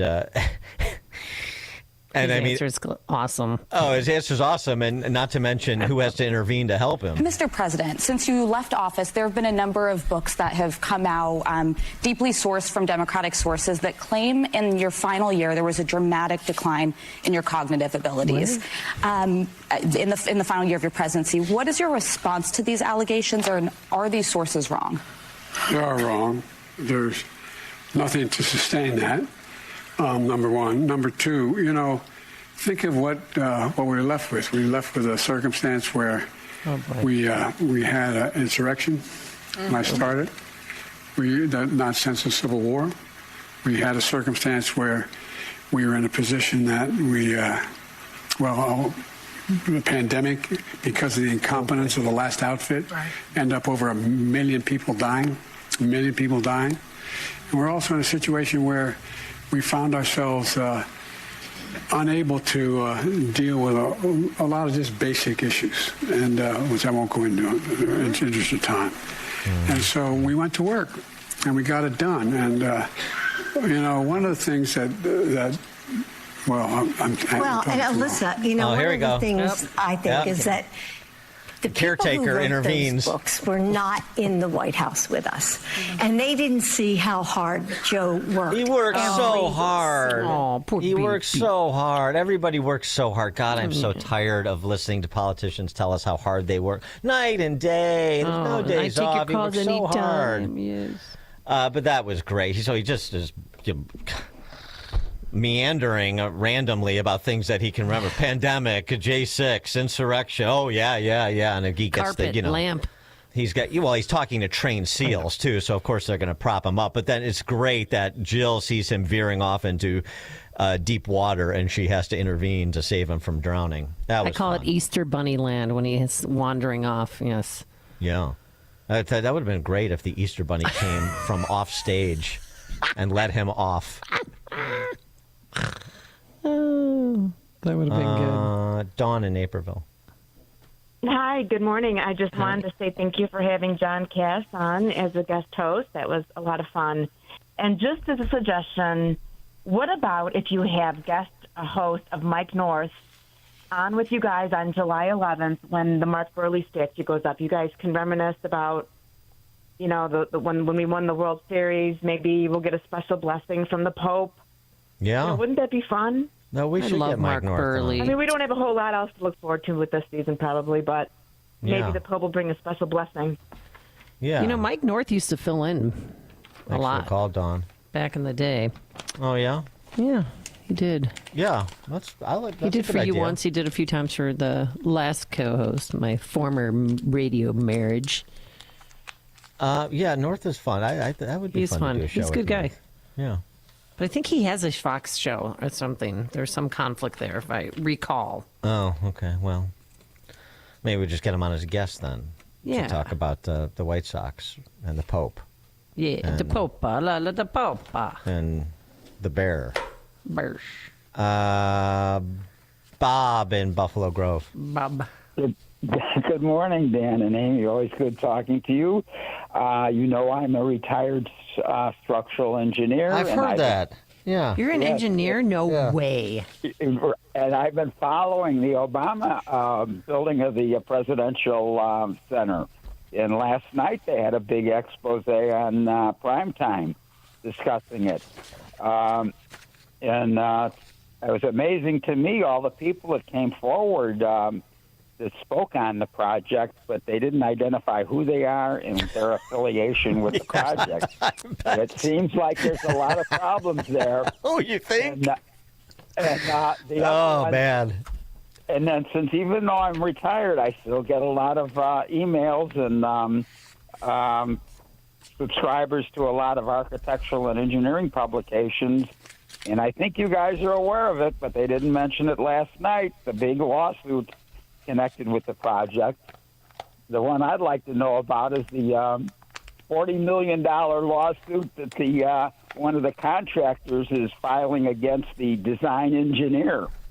They have what the problems are there. Well, don't they have cracked concrete? I mean, isn't there a Thanks huge for the crack call, in Bob. Let me tell you something. Bob is on the right track, and so that project from contractors I know is a complete catastrophe. Change orders after change orders after change orders. Also, it's undercapitalized. We talked about that with Richard Epstein and the suits that he filed to stop it in pertinent part on behalf of Friends of the Park. That thing is a complete cluster, as only Chicago can do. And as I said from the beginning, I've said this years ago, without state money or some, angel investor, that thing is not going. That could be a white elephant right there on the lakefront. A complete catastrophe. And it's starting to sort of seep out a little bit at a time because of the litigation Bob mentioned and just people talking. Oh, yeah. That's going to be fun. Speaking of complete catastrophes, BLM Brandon. Oh, yeah. We have movement. Announcing this week, the Gimme Dat housing projects are a go. The purchase of land, go through the process. 6 developers, 5 of which are black, 3 are women. We are moving in the right direction, and we're going to continue to move aggressively with development, particularly for housing, and making it affordable. I promise. The last thing, green social housing is another initiative that we're putting forward to create essentially a government nonprofit entity that allows for a revolving loan to continue to build more affordable units, and then to make sure that affordability remains in place. Because what happens is you build property, you build homes, and then, of course, natural accrue and gentrification takes place. This is a way to stave off gentrification. He's got a plan to stave off neighborhood improvement. I know. Isn't that great? That's a great orientation. No gentrification for you. Okay, now, that sounds great. The 5 black contractors, 3 women contractors. I mean, are we sure that covers all the checks all the boxes in terms of the people of color distribution that's required? What about, I didn't hear anything about Latina or I don't know. Indigenous people. I mean, Pacific Islanders. Yeah. So on and so forth. That sounds, turning the financial district into a ghetto and making sure it stays a ghetto, because you got to prevent gentrification. You got to prevent neighborhood improvement. We're going to spend a lot of money to retrofit empty commercial buildings to be public housing units and then prevent anybody from trying to improve them. Right. That's perfect. That's gangbusters. Give me that housing projects. Boy, I'm glad nobody learned the lesson from, Cabrini Green, the Robert Taylor homes. I'm glad. Yeah, of course. George in Will County. Good morning. I want to talk about the crazy lady about the phobia of trans being in the military. So maybe we need to play into her hysteria a little bit. Didn't she make a comment that the most dangerous people on earth is still white men? Wasn't a lot of those transgenders that were being placed over a lot of the administration and Biden administration, weren't they white guys pretending to be women? I don't know. Did we play into her hysteria a little bit? And then, Dan, you made another comment earlier when you were talking about, how the Catholic Church needs to really truly step up, and that until you confront the past, you really can't reform. could we apply that same logic into maybe reparations for certain blacks that were, descendants of slavery in America? Could we make the reckoning for reconciling yourself with the past when I'm talking about the church and the sex abuse scandal the same as you take that and make that argument for reparations? Is that what you said? The argument of correcting the past. No, correcting the past. Because there were a lot of blacks who actually engineered a lot of the implementation that made America as great as it is. Well, I know that. They have right, but a lot of their family members or a lot of their wealth or their time that should have been developed over the last 60, 70 years or even 100 years. That actually, if you go back to 1867, 1869, they did not receive those riches.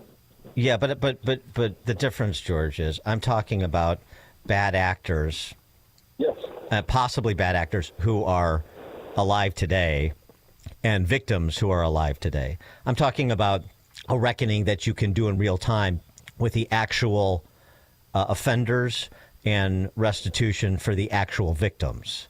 I'm not talking about 5 generations removed. That's a big difference. Not really, because are you saying that there are no beneficiaries? And again, let's preface my statement that everyone is or may be entitled to some type of reparation. Me personally, I don't. In my family, my generation, I haven't seen any of that. Although I can make an argument over how my grandfather lost some of his land down in Alabama over cross-shipping, and that money or that land now that is pretty fertile with oil and trees down in Alabama should have been actually part of generational wealth to this time period. But not everyone will qualify. And there are owners of that property or beneficiaries who own that property now that exist to this day. All right. Thanks for the call, George. I won't restate my argument. I want to get deeper into it, but I mean, it's a pretty simple concept. You have to trace to an actual person who is culpable, not some sort of unintended beneficiary that was not party to any of the wrongdoing. I mean, because that's completely open-ended. And then, as we've talked about before, when we talked about this issue, who pays, who writes checks, who gets checks, and look, the world is an imperfect place, and there have been terrible things done by people to other people. There's no question about it. But you have to. It seems to me a limiting principle of justice is the actual perpetrator, people that have direct culpability in wrongdoing, and people that were the direct victims, not indirect through the time immemorial. We got to get our poet laureate in. It's the Mother's Day this weekend. Joe in Arlington Heights, AM 560, Chicago Morning Answer, poet laureate. Joe. Good morning. Amy, in honor of you and all mothers, last year I wrote this poem. It got a lot of traction on social media. And so in your honor, Amy, I'd like to recite the following. Okay. A mother's heart. Only a tender heart and gentle hands can launch the start to build a man. Wiping away tears and stressing the truth were her loving gifts early in my youth. But as I grew, much more was taught, guiding me towards the wisdom I sought. She tempered the strength of her man, Mom, the loving glue of our clan. Kindness and prayer were her secret way, willing the best for her children each day. To Dad, respect and love was on display, a valuable lesson observed each day. Never a cross word was heard from my mother, perfect teamwork one to the other. Intelligent and beautiful too, I could wish no better mom for you. Always finding the best in others, a true Christian example, that was my mother. Till her last breath was taken and her children's worlds were shaken, we all stood at her side while over last rites the priest did preside. One day each year is much too short to show your mother what's in your heart, the respect and love she's truly owed, for the generous lessons she lovingly sowed. This day, if you hear my rhyme, please realize there is no better time. In the words of the great Bear Bryant, call your mama. I sure wish I could call mine. Oh. Thanks, Joe. Very good. Save I remember it. that Bring from it last back. year. Yep, and Yeah. bring it back every year. Yeah, that's good. Call your mama. Bubba. We should call my mom. Bear Bryant. Wake Well, her up. why doesn't Why don't Mr. we call Jacobson her? call Do we in? have time? All right. I'll text her. Have her call in. Well, it's kind of early in Tucson, but Well, all you right. just said why. I know. So do you want her to call in or not? I don't know. Okay, Dan, I'm going to have my mom call in. Is there a You just special said it. It was line? your idea. Now you're like accusing me of bullying you into call. What is this? That's why Dan Proft is single. That's what it is. Eduardo in Tampa Bay. Yeah, good morning, Dan and Amy. First, I want to say Alex Villanueva would make a great mayor over Karen Bass. That was The pretty sheriff, good, yeah, just switched to the Republican Party, the LA County Sheriff, That's good that yeah. he switched parties. Yeah. And Mm-hmm. also, this Sunday, my birthday and Mother's Day, same day. So I'll be taking out Mom for a nice restaurant outside of Tampa here. And you're going to pay. Hopefully everybody right. enjoys the You're Mother's paying. You're paying. Okay, all right. Where are you going to take her? Jay Harper, Jay Harper was alive. He does that spring back, fall forward thing. That would have been a nice phone-in for whose birthday or whose celebration is more important. Like kind of like a Jake Harper segment, but he's not alive, so forget that. Where are you going in Tampa? Maybe a restaurant recommendation. Wesley Chapel. Yeah, Wesley Chapel. I don't know if it's outside of Tampa. It's a nice area. Outlet Mall. Nice shops and all that. Okay. So we'll All be right. going there. All right, have Yep. fun, enjoy. Very good. Happy birthday. Trying to get my mom on the horn here.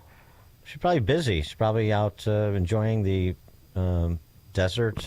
The desert in confines. bloom. No, she does Yeah. Pilates, and she's very active with her church and plays bridge, and she has more of a social life than I do. She plays bridge. Is she, Oh, she yeah. intense about it? Yeah, she's good. She's People and get she was great intense at about poker. We played Texas Hold'em here over Christmas break, and man, she Well, was she's good at stacking bridge. chips, if you know what I mean. Yeah, if she's good at bridge, she's going to be good at other card games. Yeah. Yeah. Ralph and Rantoul. Dan, happy Friday, Amy, and happy Mother's Day weekend. Dan, I want to just extend my personal thank you for keeping the Gimme Dat brand alive. I'm not doing it. Brandon Johnson's doing it. Yeah. I know. It's the bad government that keeps it alive. And so I guess I have, but Brandon Johnson won't return my phone calls, but at least you'll take mine. Yeah. So, yeah, all of the bad government, all of the stupid election decisions that the morons in Chicago have continued to perpetuate, it gives me joy, makes the sun a little warmer, sky a little bluer. It makes my day. Are you excited that a part of the Gimme Dat housing projects that are going up will, part of the vision is to make sure that the neighborhoods are never allowed to be improved? Well, absolutely. Is that a good And idea? in fact, the adjective that comes to mind is grabastic. Grabastic. Yeah. I tell you, that could be a Gimme Dat brand T-shirt line right there. It's grabastic. With a big fist grabbing money right out of your pocket. You're a marketing whiz. I don't know why BLM Brandon doesn't call you back. Thanks for the call, All right, Ralph. my mom is trying to call in. Quinn, George, be on notice. Okay. Okay. Yeah. Incoming. Roger DeKalb. Hey, glad to hear it. Glad to have you on this morning. Always listen to this. So you were talking about propaganda a little bit earlier, and so we all know that civilization has known for a long time that an authoritative, speaking authoritatively, clearly, it doesn't matter what he says, 25, 30% of people are going to believe it. Roger, I can't make you out. You're sort of fading in and out. So 25 to 30% of people just believe what an authoritative person tells them. So that brings us to earlier in the week you had a guest on, and you were talking about manufacturing. You pushed back against him a little bit. He said they were not going to have manufacturing come back into this country because there's no way it's going to happen. It really irritated me. But then his main justification was those people who had those wealthy jobs did not want those jobs for their children. But that was propaganda from the teachers union starting 40 years ago, and they used that for decades. that propaganda created such a terrible malaise. Roger, you're fading out on again. Thanks for the call. I got what you said, which is basically that the idea that a generation of Americans who worked in the steel mills didn't want their sons or daughters to follow them into that particular industry. There's some truth to that. I don't think it's 100%, and maybe an overgeneralization. But so is it an overgeneralization that America doesn't manufacture anything anymore. That's not true either. Mrs. Jacobson. Oh, they got her? Hi, Mrs. Mom. Jacobson. Yes, hi. Hi. Dan. Happy Mother's Day. Happy Mother's Day, Mom. Thank you. In advance. Oh, thank you. Thank you, honey. Yeah. What are you going to do on Sunday? What are you going to do for her? Well, I don't know. I'll go to church. There you I'll go. do that. Okay. So, yeah. And I have a present for you, and I mailed it yesterday, but you should be getting it on Monday or Tuesday. Oh, okay. Do you want to know what it is? It's balance of nature. Balance of nature? Yes. All right. Dan's rolling in his eye. And a card. That's great. Yeah? Okay. Yeah. And we're also going to get you an appointment to Low T Center. Are you? Oh dear. Did Amy wake you up? Or are you?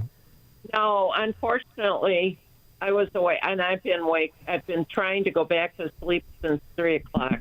Well, tell Dan why you wake up all the time, because we got to take care of this problem. Maybe Dan could help. Yeah. Well, it's the kid across the street has. I think it's a Camaro souped-up thing that sounds like muffler. Yeah, it doesn't have a muffler. And he turns it on. Literally, I was in our house and my heart jumped. We got to take care of that car, if you know what I mean. And he's out driving around at 3 a.m? He goes to work at 3:35 every morning. Was he a radio talk show host? Beast up. Yeah. No, I don't know. I can't. I don't think he's making donuts. That's for sure. Well, we could start with leaving a note, don't you think? And then progress into like eggs and things like that. Yes, right. Slashing tires. Yes, that makes sense. Yeah. Tell your mom to start a fight. That's smart. Yes. Yeah, right. No, I would. One way to sleep through that is maybe you take a little whiskey before you go to bed. No, sort of knock you out a little bit. That's what I do. Well, no, I'm telling you, this would wake you up and you would be infuriated. It's just no way to live. It's like sleep deprivation, It's not fun. All right, Mrs. Jacobson, we have to go. It's been fun, but we have to go now. Okay, have a good day. Thank you. Love you, Mom. Thanks so much to all the mothers and all of our listeners. Thanks to George Hoffman and to Quinn McCarthy. We're back here bright and early on Monday morning. And you moms out there are going to have a great weather weekend. Sunshine today, sunshine Saturday, and a high of 71 on Sunday. It is now 9 a.m. WIND Chicago. This is a Fox News alert. A former Supreme Court justice has died. I'm Dave Anthony. David Souter, who served almost 2 decades on the Supreme Court, appointed in 1990 by President George H.W. Bush. He was born in Massachusetts in 1939, a Rhodes Scholar, educated at Oxford University and Harvard Law School before serving as Attorney General of New Hampshire and becoming a judge in 1978. Souter was a Republican, but was a reliably liberal vote on abortion, church-state relations, freedom of expression, and the accessibility of federal courts. Former Justice David Souter was 85. That's Fox's Tanya J. Powers. When he retired in 2009, President Obama chose Justice Sonia Sotomayor to replace Souter. President Trump keeps touting trade talks after pausing some of the tariffs he imposed last month. Writing on Truth Social this morning, there are many deals in the hopper. In another post, he hinted at easing what the U.S. is charging China for imports from 145% tariff now down to 80%, adding it's up to Scott B., a reference to Treasury Secretary Scott Bessent and U.S. Trade Representative Jamieson Greer prep for talks with the Chinese trade negotiators in Switzerland this weekend. Consider those talks an opening salvo meant to bring down the tensions with China. Fox's Madeline Rivera. The president has fired someone. Carla Hayden, the head of the Library of Congress. House Minority Leader Hakeem Jeffries says the president's firing of Hayden is, quote, the latest in his ongoing effort to ban books, whitewash American history, and turn back the clock. The Conservative American Accountability Foundation is praising the move, calling Hayden a woke and radical librarian of Congress. Fox's Ryan Schmelz. The day after American Robert Prevost was elected Pope, he celebrated his first Mass inside the Sistine Chapel. Now known as Pope Leo XIV, he started his homily in English, then switched to Italian. You have called me to carry that cross and to be blessed with that mission. America's listening to Fox News. Now, your official weather forecast. Sunshine for this afternoon, high 65. Tonight, clear, low 49. Mostly sunny and breezy for Saturday. High for tomorrow, 70. And on Sunday, sunshine with a high 71. I'm Andy Robb on AM 560, The Answer. Get the latest weather, traffic, and news updates online at 560theanswer.com. For nearly a decade, AM 560 has marked the start of summer with a night of cigar smoking and great conversation. And this year, we've expanded Cigar Night to 2 nights. Wednesday, May 21st at Gobert's Farm in Pingree Grove. And Thursday, May 22nd at Gaelic Park in Oak Forest. Featuring the great Larry Elder, along with AM 560's Dan Proft and Sean Thompson. Tickets are on sale now at 560theanswer.com/cigar. That's 560theanswer.com/cigar. Sponsored by Fox Valley Coins. Hey, Sean Hannity here. You know, crime is at an all-time high, and you might already own a firearm, but you need to start with the less lethal option to avoid the financial and mental repercussions of pulling the trigger. Well, enter Byrna, BYRNA.com. Check out their videos. Now, Byrna's less lethal launchers are equipped with tear gas and kinetic ammunition. It's designed to incapacitate any attacker for up to 30 to 40 minutes. And Byrna is so excited to introduce their all-new compact launcher. It's sleek, it's slim, and it hits like a sledgehammer. It fires at 400 feet per second with 41 joules of force per square inch. Byrna, it's legal in all 50 states. You don't need a background check. They can ship it directly to your door, and Byrna is trusted by hundreds and hundreds of police departments and government agencies worldwide. Try it before you buy it. Go to Byrna, BYRNA.com, and find the Byrna dealer partner near you. That's Byrna, BYRNA.com. Attention! If you owe money to the IRS, this is an urgent message. The IRS is cracking down by sending out collection letters, garnishing paychecks, seizing bank accounts, and putting liens on homes and businesses. They call it enforced compliance, and you better watch out because penalties and interest on unpaid taxes compound daily, making it even harder to get out of debt. Don't let tax debt destroy your life. You need to call Optima Tax Relief, America's #1 tax resolution firm. They're experts in taxpayer assistance programs that can save you thousands if you qualify. A+ rated by the Better Business Bureau, Optima's resolved over $1 billion of tax debt for their clients. Let them fight on your behalf, helping to put your tax problems to rest. Call the tax professionals at Optima now for a free consultation. Call 800-965-1433. 800-965-1433. 800-965-1433. Optima Tax Relief. Some restrictions apply. For complete details, please visit OptimaTaxRelief.com. Spring, a time to get outside, be active, play with the grandkids, enjoy life. But if high blood pressure is holding you back, the sooner you get control of it, the sooner you'll stop being a walking time bomb. High blood pressure is a serious issue. Your blood vessels are constricted, your mortality risk is high. So what can you do besides take medications with side effects? Well, there's a delicious juice that can help bring your numbers back down. It's called 120 Life, and it has natural ingredients that have shown to lower blood pressure. Yes, a superfood juice is showing amazing results for high blood pressure without the side effects of big pharma medication. Try 120 Life risk-free now with a 2-week trial pack. Go to 120life.com and use coupon code 560 to save 15% and get free shipping. They're so sure it can lower your blood pressure in 2 weeks, they'll give your money back if you're not satisfied. Order now. That's 120life.com. Use coupon code 560 at checkout for 15% off.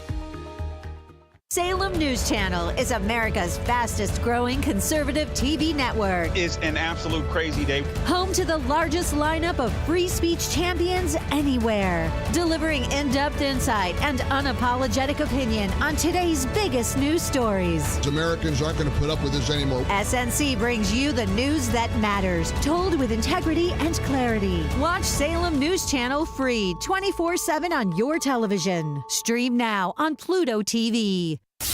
This hourly segment is brought to you by Wealth Health Radio with Joe Murphy, Sundays noon to 1. Learn more online at mwmfinancial.tax. When you can't trust the mainstream media, where do you turn?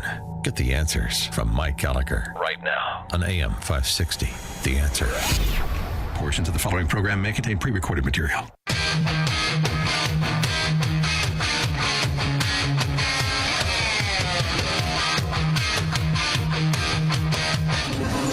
He's the happy conservative warrior, Mike Gallagher, broadcast